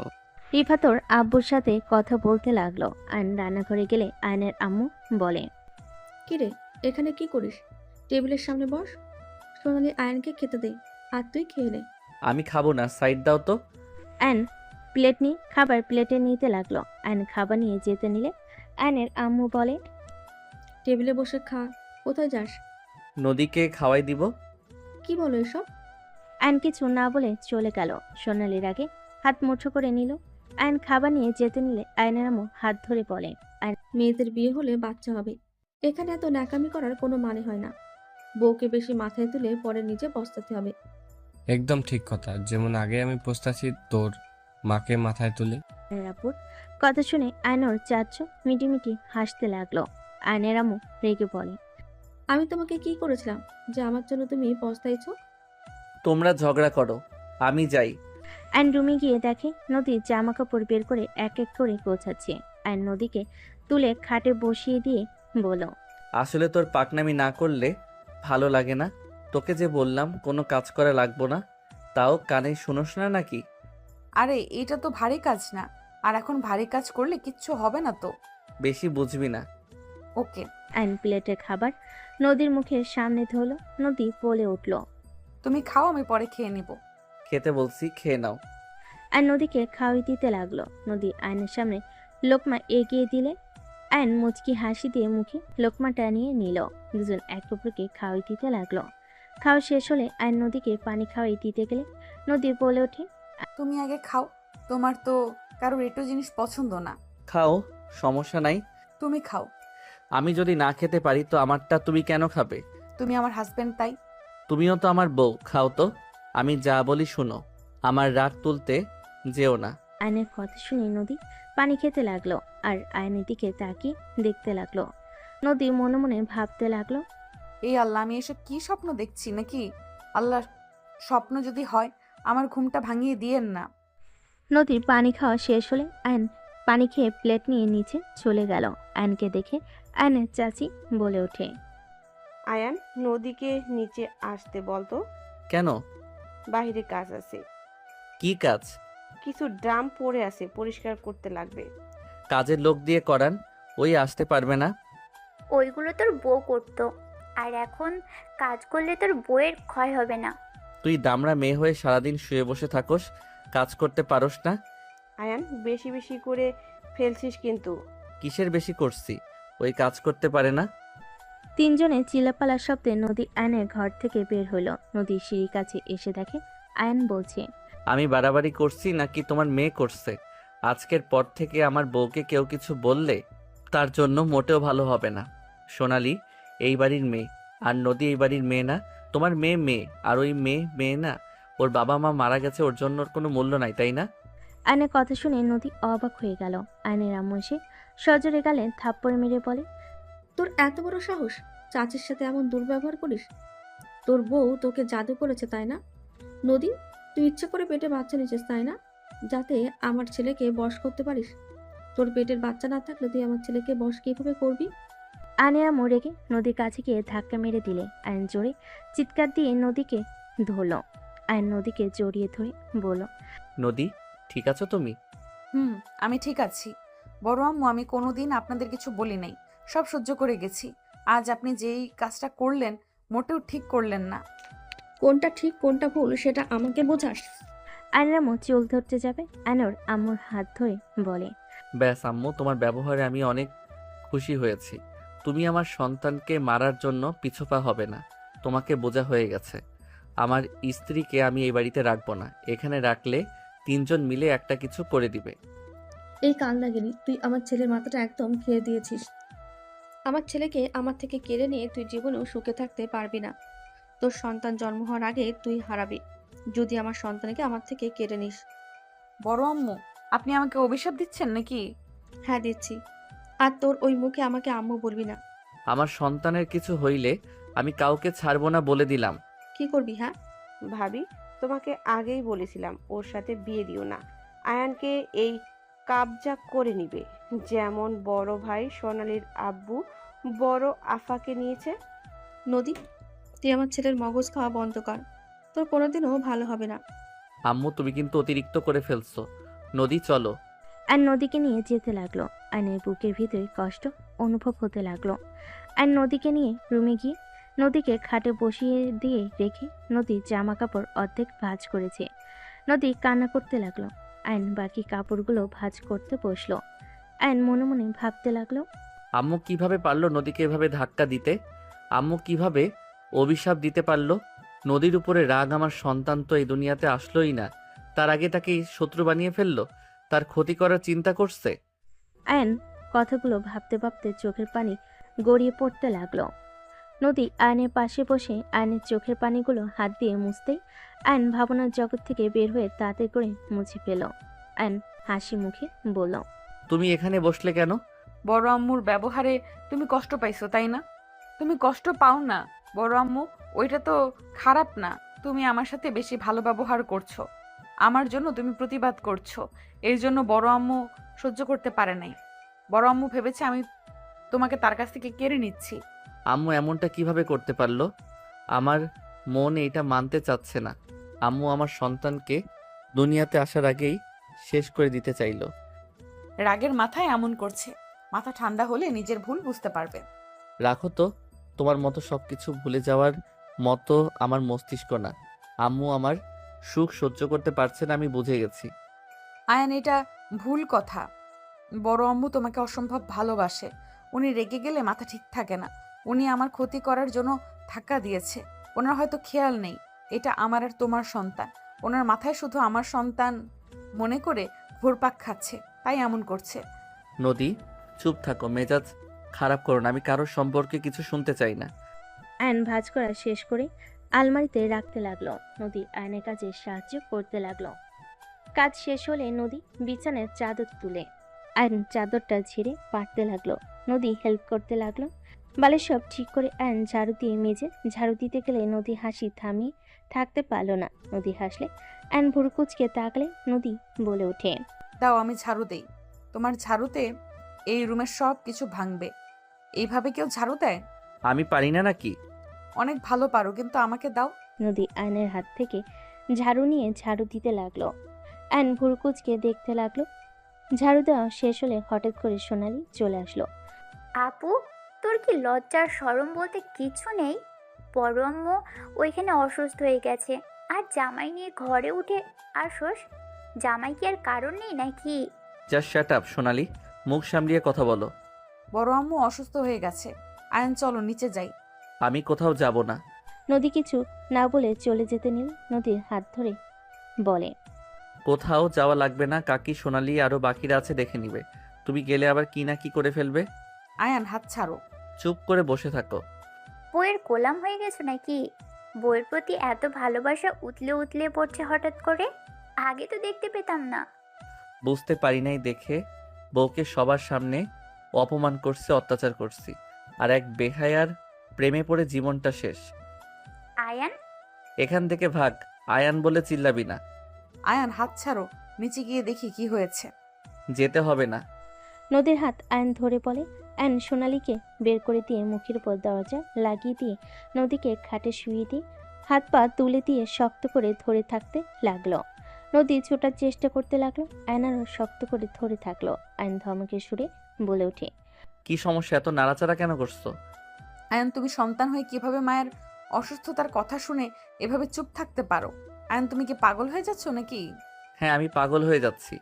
আমার চোখের সামনে ওই দৃশ্যগুলো ঘুরপাক খাচ্ছে। আম্মু কিভাবে এমন কাজ করতে পারলো? আমার সন্তানকে নষ্ট করার জন্য তোমাকে ধাক্কা মেরে ফেলে দিতে নিল? কিভাবে করতে পারলো উনি? উনি তো দাদিমা হইতে যাচ্ছে, উনি কি একদম খুশি না? বলছি উনি রাগের মাথায় এমন করছে, তারপরেও এক কথা কেন বারবার বলছো? ওকে, তুমি যাও না, আমাকে না যেতে দাও।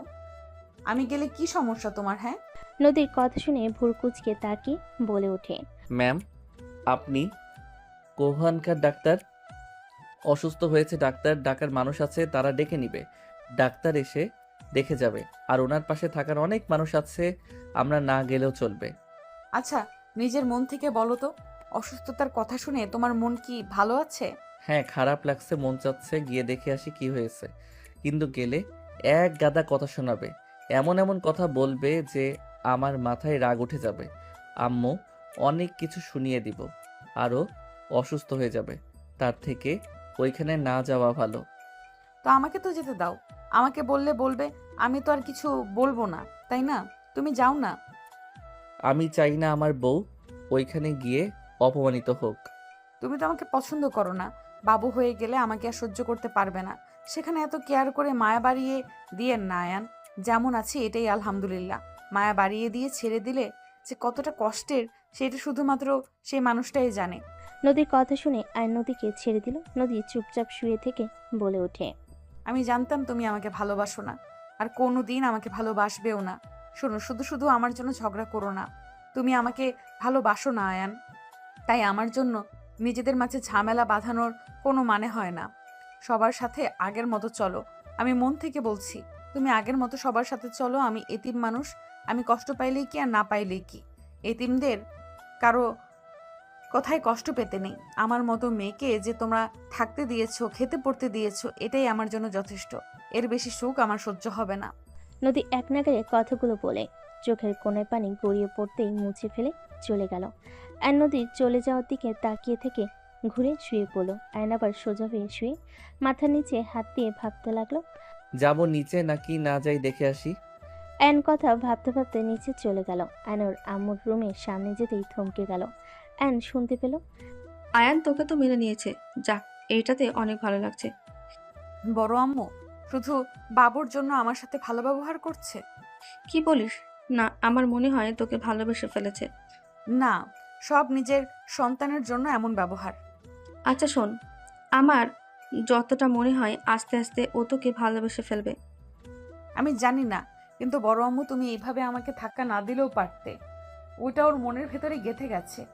ওই সময়ের কথা ভেবে ওর চোখে পানি এসেছিল। আমাকে না বলবো যে আমি মা হই না? তুই আমার উপরে বেশি দিন রাগ করতে পারবি না।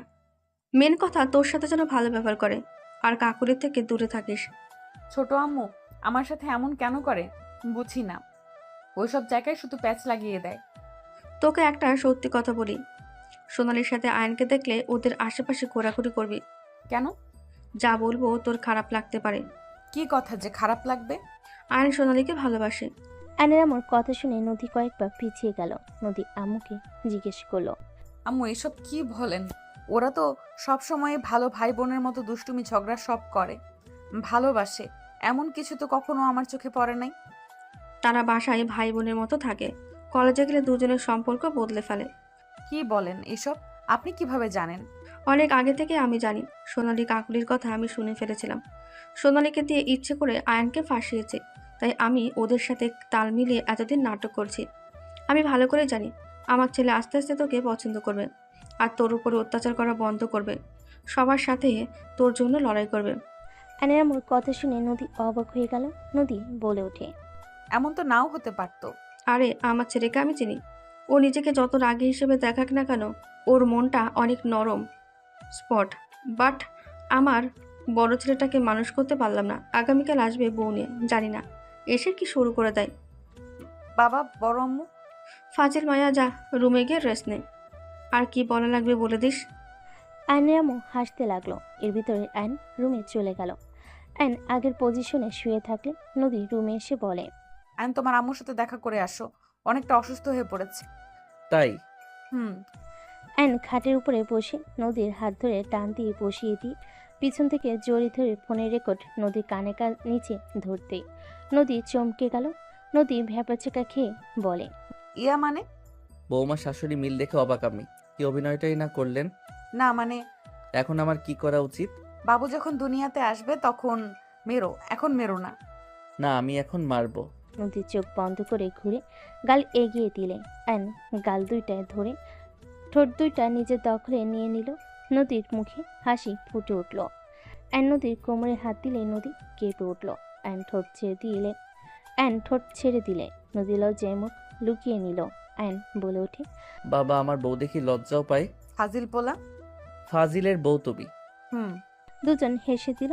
দরজার দিকে তাকাতে দেখে সোনালি রাগী লুক নিয়ে তাকিয়ে আছে। অ্যান সোনালিকে দেখে ইচ্ছে করে নদীর মাথা ধরে দুই ঠোঁট এক করে দিল।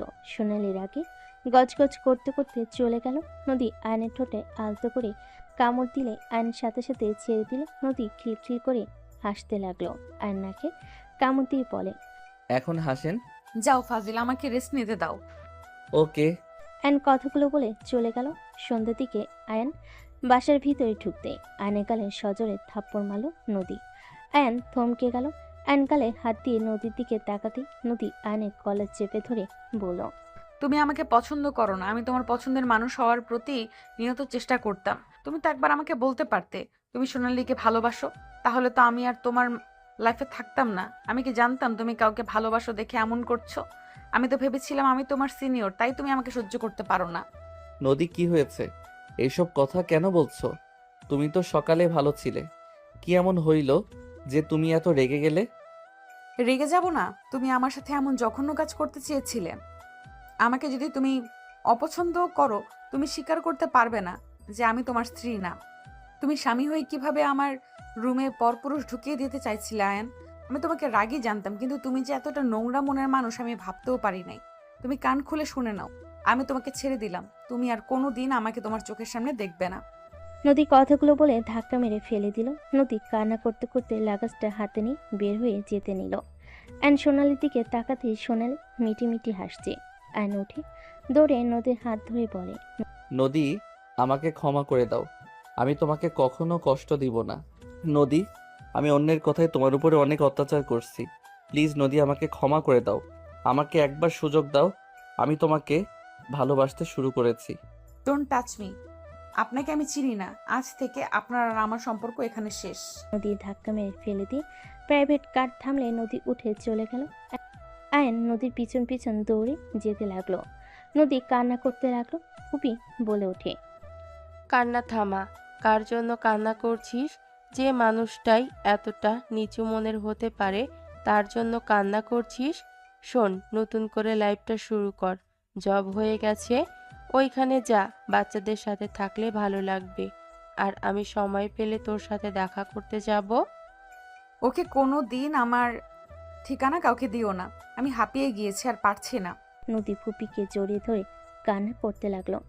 এদিকে আয়ান গাড়ির সাথে ধাক্কা খেয়ে পড়ে গেল। 18 বছর পর। আয়াত, আমি তোকে ভালোবাসি।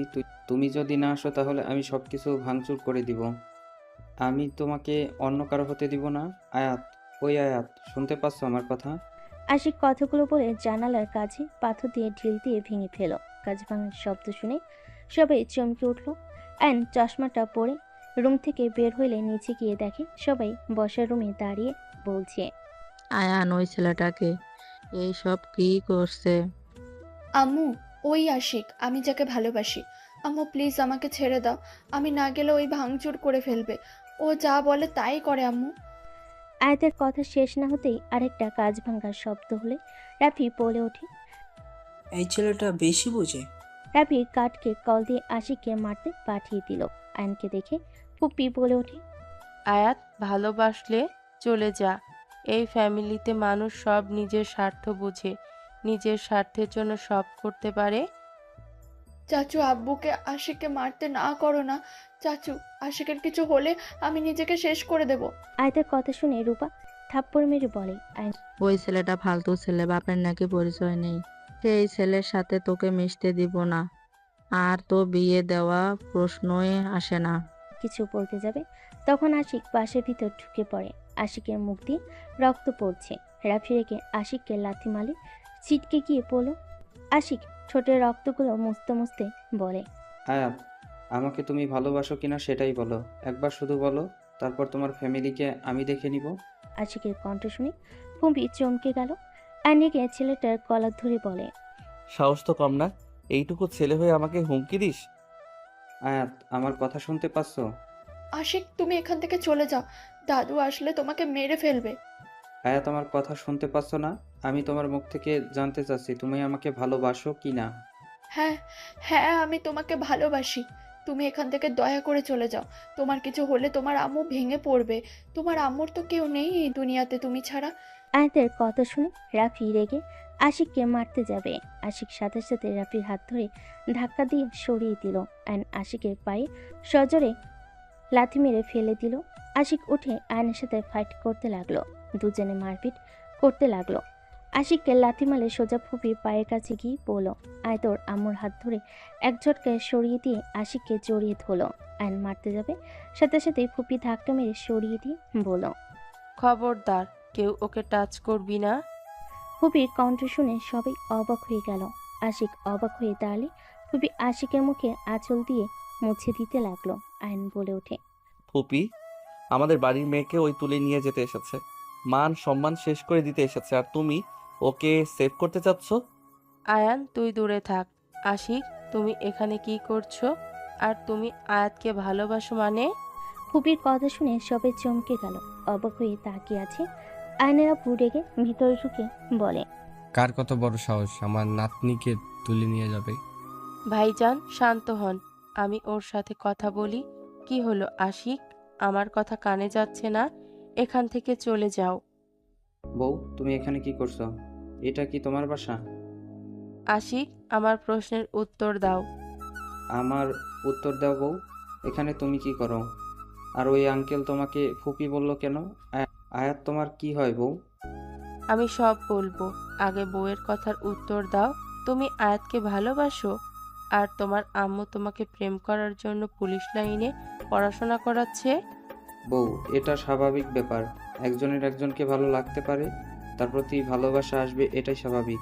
আর আমি আয়াতকে কখন ভালোবেসে ফেলেছি জানি না। বউ, ওনাদের ভালোভাবে বুঝিয়ে দাও। আমি আয়াতকে বিয়ে করব মানে করব। আমার গার্লফ্রেন্ডকে আমার থেকে লুকিয়ে রাখতে পারবে না। আমি এখন থেকে আয়াতকে আমি এখান থেকে আয়াতকে নিয়ে যাব। ওনাদের ভালোভাবে বুঝিয়ে দাও, না হলে এখানে খুনোখুনি হবে, হয় আমি আর না হলে এ বাসার কেউ। আশিক, তোমার আম্মু এইসব জানে? তুমি যে এখানে এসে এইসব করছো, আমি বুঝতে পারছি তোমার আম্মুকে এখানে আসতে বলতে হবে। না না বউ, এমন করো না। আমি আয়াতকে নিয়ে গিয়ে আম্মুকে বোঝাবো। ইনশাল্লাহ আম্মু আমাদের ভালোবাসা মেনে নিবে। এখন যদি হুট করে বলো তাহলে আম্মু আমাকে বন্দি করে রাখবে। তুমি এখান থেকে চলে যাবে। তুমি আগে প্রতিষ্ঠিত হয়ে নাও। আমি কথা দিচ্ছি তোমার সাথে আয়াতকে বিয়ে দিব। বউ, এই ফ্যামিলি জীবনেও দিবে না। খচ্চর ফ্যামিলি একটা, ওরা আবার আয়াতকে লুকাবে। ওই ফাজিল, এইটা আমার ফ্যামিলি, খচ্চর কেন বলো? বলে বলে বউ দেখি অভিমান করেছে, বাট এটাই তোমার ফ্যামিলি, এমন খচ্চর কেন? মেয়ের ভালোবাসার কোনো মূল্য দেয় না।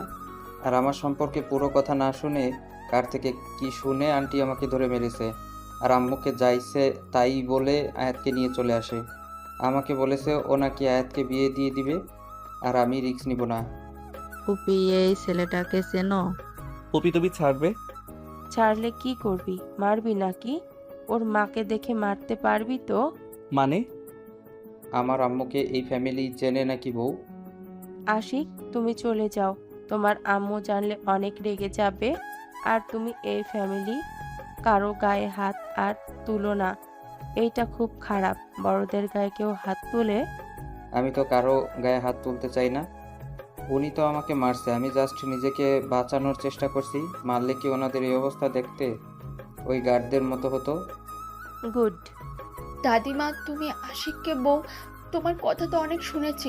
তোমার সাথে তো দেখা করার কথা ছিল, বাট তার ভিতরে আম্মু আব্বু আমাকে নিয়ে আসে। এই ছেলে কোথাও যেতে পারবে না। এইটুকু ছেলে না, অনেক সাহস, তাই না? আয়ন আশিককে মারতে যাবে, তখনই পিছন থেকে কেউ বলে ওঠে, আশিক। নদী রাগত্ব কণ্ঠে সবাই পিছনে ঘুরে তাকালে চমকে গেল। নদী সোজা আশিকের সামনে এসে থাপ্পড় মারতে লাগলো। আশিক হাত দিয়ে গালগুলো চেপে ধরলে নদীর থাপ্পড়গুলো আশিকের হাতে লাগলো। আশিক বলে ওঠে, নদী। আম্মু, আমার কথাটা শোনো। আম্মু প্লিজ থামো। তুই অনেকবার বেড়ে গেছিস। রবিন যদি আমাকে না বলতো তাহলে তো জানতাম না আমার ছেলে এত বড় হয়ে গেছে যে মেয়ের বাড়িতে এসে হামলা করে। গুন্ডুস হয়েছিস তুই, হ্যাঁ? খুব সাহস বেড়েছে। চারিদিকে তাকিয়ে লাঠি খুঁজতে লাগলো। টিভির পিছন থেকে নদী লাঠি বের করে আশিক ফুপির পিছনে লুকিয়ে পড়ে। আম্মু আম্মু প্লিজ আমার কথাটা শোনো। ফুপির পেছন থেকে সরে, না হইলে মাথায় বাড়ি মারবো বলে দিলাম। নদী আশিকের মাথায় বাড়ি মারতে যাবে, সাথে সাথে আয়নের সে লাঠি ধরে ফেল। নদী কিছু বলবে, সাথে সাথে আয়ন নদীকে ঘুরিয়ে শক্ত করে জড়িয়ে ধরল। আশিক আর চমকে গেল। আশিক রেগে আয়নকে ধরতে যাবে, ফুপির সাথে সাথে হাত ধরে ইশারা করে চুপ থাকতে বলে। আয়নের আম্মু এসে আশিকের মুখে রক্ত মুছে দিতে লাগলো। আশিককে জড়িয়ে ধরে সারা মুখে চুমু দিতে লাগলো। আশিক অবাক হয়ে গেল। নদী আয়নকে সরিয়ে দেওয়ার চেষ্টা করতে লাগলো। আয়ন নদীকে বলতে লাগলো, নদী, শান্ত হও। আয়ন সাহেব ছাড়েন আমাকে, হচ্ছেটা কি? নদী আয়নকে ধাক্কা মারলে আয়ন নদীকে ছেড়ে দিল। আয়ন নদীর পায়ের কাছে হাঁটকে বসে নদীর পা জড়িয়ে ধরে কান্না করতে করতে বলে, নদী, আমাকে ক্ষমা করে দাও। নদী, আমি তোমাকে ভালোবাসি। নদী, তুমি এতদিন কোথায় ছিলে? নদী, আমি তোমাকে অনেক খুঁজেছি, কোথাও পাই নাই। নদী, তুমি প্লিজ আমাকে ক্ষমা করে দাও। আজ হয় আমাকে ক্ষমা করে দাও, আর না হয় আমাকে মেরে ফেলো। আর সহ্য করতে পারছি না। আর কত তিলে তিলে শেষ করে দিবে নদী? আয়ন সাহেব পা ছাড়েন, আপনার স্ত্রী দেখতে পেলে কষ্ট পাবে। ছাড়েন। আশিক সবার কাছে ক্ষমা চা। উনি এসব কি বলছে আম্মু? সবার কাছে ক্ষমা চাইতে বলছি, চা। নদী আয়নকে সরিয়ে দিল। আশিক সবার কাছে ক্ষমা চাইলেন। নদী আশিকের হাত ধরে বলে, আর কোনো দিন যেন এই বাড়ির আশেপাশে তোকে আসতে না দেখি। এসব ভালোবাসা টালোবাসা কিছু হয় না। এটা আবেগের বয়স, আবেগ কেটে গেলে সব কিছু ঠিক হয়ে যাবে। চল এখান থেকে। আম্মু, আমাকে ক্ষমা করে দাও। আমি আমার ভালোবাসার মানুষকে রেখে যেতে পারবো না। তোর বয়স কত রে? 18+ হয় নাই, আর তুই কিনা ভালোবাসার মানুষ ছাড়া যাবি না? থাপ্পড় মারলে সব ভুল মাথা থেকে পড়ে যাবে। আম্মু, এটা আমার আবেগ না। আমি সত্যি আয়াতকে ভালোবাসি, আর আয়াতও আমাকে ভালোবাসে। আমি গেলে ওকে নিয়ে যাব। আম্মু দয়া করে তুমি আমার ব্যাপারটা বুঝো। আশিকের কোনো কথা না শুনে নদী টেনে নিয়ে যেতে লাগলে আর দৌড়ে গিয়ে বলে, ম্যাম প্লিজ আশিককে এভাবে নিয়ে যাবেন না, আমি আশিককে অনেক ভালোবাসি। মামুনি, সরো সামনে থেকে, এসব আবেগের বয়স। এই আশিক জীবনেও তোমার সাথে থাকবে না, আমি মা হয়ে বলছি। আশিকের শরীরে নোংরা বেইমানের রক্ত বইছে। ওরা কখনোই কাউকে ভালোবাসতে পারে না। ওরা রূপ চেঞ্জ করতে 1 সেকেন্ডও লাগে না। আম্মু চুপ আয়াত, ছাড়ো। আয়াতের শরীরে তো সে বেঈমান স্বার্থপরের গোষ্ঠীর রক্ত আছে, ওর খারাপ হইতে পারে। নিজের ভালোবাসার মানুষকে কখনোই ঠকাবে না। আয়াত আপনার মেয়ে। আপু, আশিকে ছেড়ে দাও। সোনালি আশিকের হাত ধরে নদীর হাত সরিয়ে দিয়ে বলে, আয়ন তোমাকে ভালোবাসে, আয়ন আমাকে ভালোবাসে না। সেদিন আমি তোমাকে ঠিক বলেছিলাম। আয়ন এইসব করতে চেয়েছিল, প্রমাণ দেখেছিলাম, কিন্তু আয়ন সেদিন তোমাকে ঠিকই বাঁচিয়েছিল। আয়ন নিজের অজান্তেই তোমাকে ভালোবেসে ফেলেছিল। আয়ন বুঝতে পারেনি। সেদিন তোমাকে ওই ছেলেগুলো ওড়না ধরে টান দিলে আয়নকে দেখেছি রেগে যেতে। আমি হাত ধরেছিলাম। যখন ছেলেগুলো তোমার শরীরে হাত দিতে যাবে তখন আয়ন নিজেকে কন্ট্রোল করতে পারেনি। স্বামী হিসেবে ঠিকই তোমাকে বাঁচাতে চাই, আর আমরা ওদেরকে ভাড়া করি নাই। যাদের করেছিলাম ওরা পরে আসে, আর আয়ন আমাকে বলে দেয় এইটা ও করতে পারবে না। আয়ন তো বোকা টাইপের ছিল, আশিকের মতো এত দুরন্ত ছিল না। ও নিজের ভালোবাসা বুঝতে পারেনি, এটাই। বাট তুমি নিজেই ভেবে দেখো, আয়ন তোমার সাথে খারাপ ব্যবহার করলেও আমি বা আম্মু কিছু বললে কিন্তু প্রতিবাদ করতো। দেখো নদী, ও ভুল করেছে। তুমি যদি ওকে এত ভালোবাসতে তাহলে 18 বছর ধরে আয়ানকে তার সন্তানের থেকে দূরে রাখতে পারতে না। আয়ান যা প্ল্যান করতে চেয়েছিল ওই তো সেটা করে নাই, তাই না? আর তুমি কি করলে? আমাদের থেকে আমাদের সন্তানকে দূরে সরিয়ে রেখেছো। না, তুমি কি অন্যায় করলে না আমাদের সাথে? আয়ান আজও তোমাকে ভালোবাসে সোনালি। রাতুলকে বিয়ে করেছে। আয়ান তোমার স্মৃতি নিয়ে 18 বছর ধরে আছে। তাও বলবে ওই তোমাকে ভালোবাসে না, ওই বেঈমান। তারপর ও কি এই কথা বলবে? নদী আয়নের দিকে তাকাতেই আয়ন বলতে লাগলো, নদী প্লিজ আর আমার সন্তানের থেকে আলাদা করে দিও না, আমাকে লাস্টবার একটা সুযোগ দাও। ওরা সবাই ঠিক বলেছে। তোকে আমি এইসব বলার চেষ্টা করছি, তুই আমার কথা কখনোই শোনস নাই। নদী, এবার তো ক্ষমা করে দে ওদের। তাহলে ওই লোকটা আমার বাবা? নদী সোনালির গালে ঠাস করে থাপ্পড় মেরে বলে, আজ এত ভালো সাজার কি দরকার? 18 বছর পার হয়ে গেছে। এই 18 বছর আমি আয়নকে কিভাবে ফিরিয়ে দেব বলে দে। আপু, আমাকে ক্ষমা করে দাও। আমি ভেবেছিলাম তোমাদের মাঝে ফাটল ধরবে, কিন্তু তুমি এভাবে রেগে চলে যেতে পারো এটা আমি কখনো ভাবতে পারিনি। যা হওয়ার হয়েছে, এসব ভেবে লাভ নেই। আশিক দাদু ভাই, রুমে চলো। বাপ চাচা মিলে ছেলেটাকে কম মেরেছে। আব্বু আমাকে ক্ষমা করে দিয়েছে। আমি আগে জানলে কখনোই তোমাকে মারতাম না। তবে আশিকের কাছে ক্ষমা চাইতেই লাগলো। আশিককে জড়িয়ে ধরে আদর করতে লাগলো। আয়ন নদী কাছে গিয়ে নিজের দিকে ঘোরালে নদী হাওমাও করে কান্না করতে লাগলো। আয়নের বুকে মুখ লুকিয়ে কান্না করতে করতে বলে ওঠে, আমাকে তুমি ক্ষমা করে দাও। আমার মাথার ভেতরে একটা কথাই ঘুরপাক খাচ্ছিল, স্বামী হয়ে স্ত্রীর ঘরে কিভাবে পরপুরুষ পাঠানোর কথা বলতে পারে। এইটা আমার মন বিষিয়ে যায়। তোমার প্রতি আমি তোমার নাম সহ্য করতে পারছিলাম না। আমার মনের ভেতরে ঝড় বইতো, আমি মানতে পারছিলাম না। নদী শান্ত হও, কান্না করো না। আমি তোমার সাথে অনেক অন্যায় করেছি, আমার উপরে রাগ হওয়া স্বাভাবিক। তুমি এভাবে লুকিয়ে কেন থাকলে? তুমি আমার সাথে না হয় কথা বলা বন্ধ করে দিতে পারতে। আমার সন্তান থেকে কেন দূরে সরিয়ে দিলে? আমি তোমার সামনে যেতে চাই নাই। আমি তোমার সামনে গেলে, তোমাকে দেখলে আমি গলে যেতাম, যেটা আমি চাই নাই। তাই আমি তোমাকে দেখা দিতাম না। আমি যেখানে থাকি সেখানেই ও গিয়েছিলে। আমি তোমাকে দেখেও লুকিয়ে গেছিলাম। সেদিন তোমাকে জড়িয়ে ধরে বলতে ইচ্ছে করছিল, আয়ান আমি তোমার সাথে যেতে চাই। কিন্তু ওই একটা কথা মাথায় ঘুরপাক খেলে, রাগ ওঠে তোমার প্রতি, আবার ঘৃণা চলে আসে। আই এম সরি, আয়ন নদীকে জড়িয়ে ধরে সান্ত্বনা দিতে লাগলো।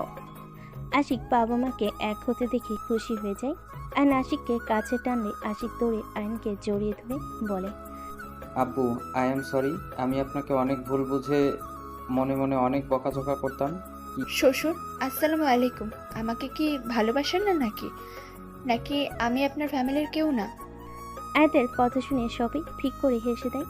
নদী আয়াতের দিকে হাত বাড়ালে আয়াত খুশি হয়ে নদীর কাছে গেলে আয়ন বলে ওঠে, আল্লাহ, কোন যুগ আসলো? এ আশিক, তুই বাপ আমার মতো না হয়ে তোর ফুপির মতো কেমনে হইলি?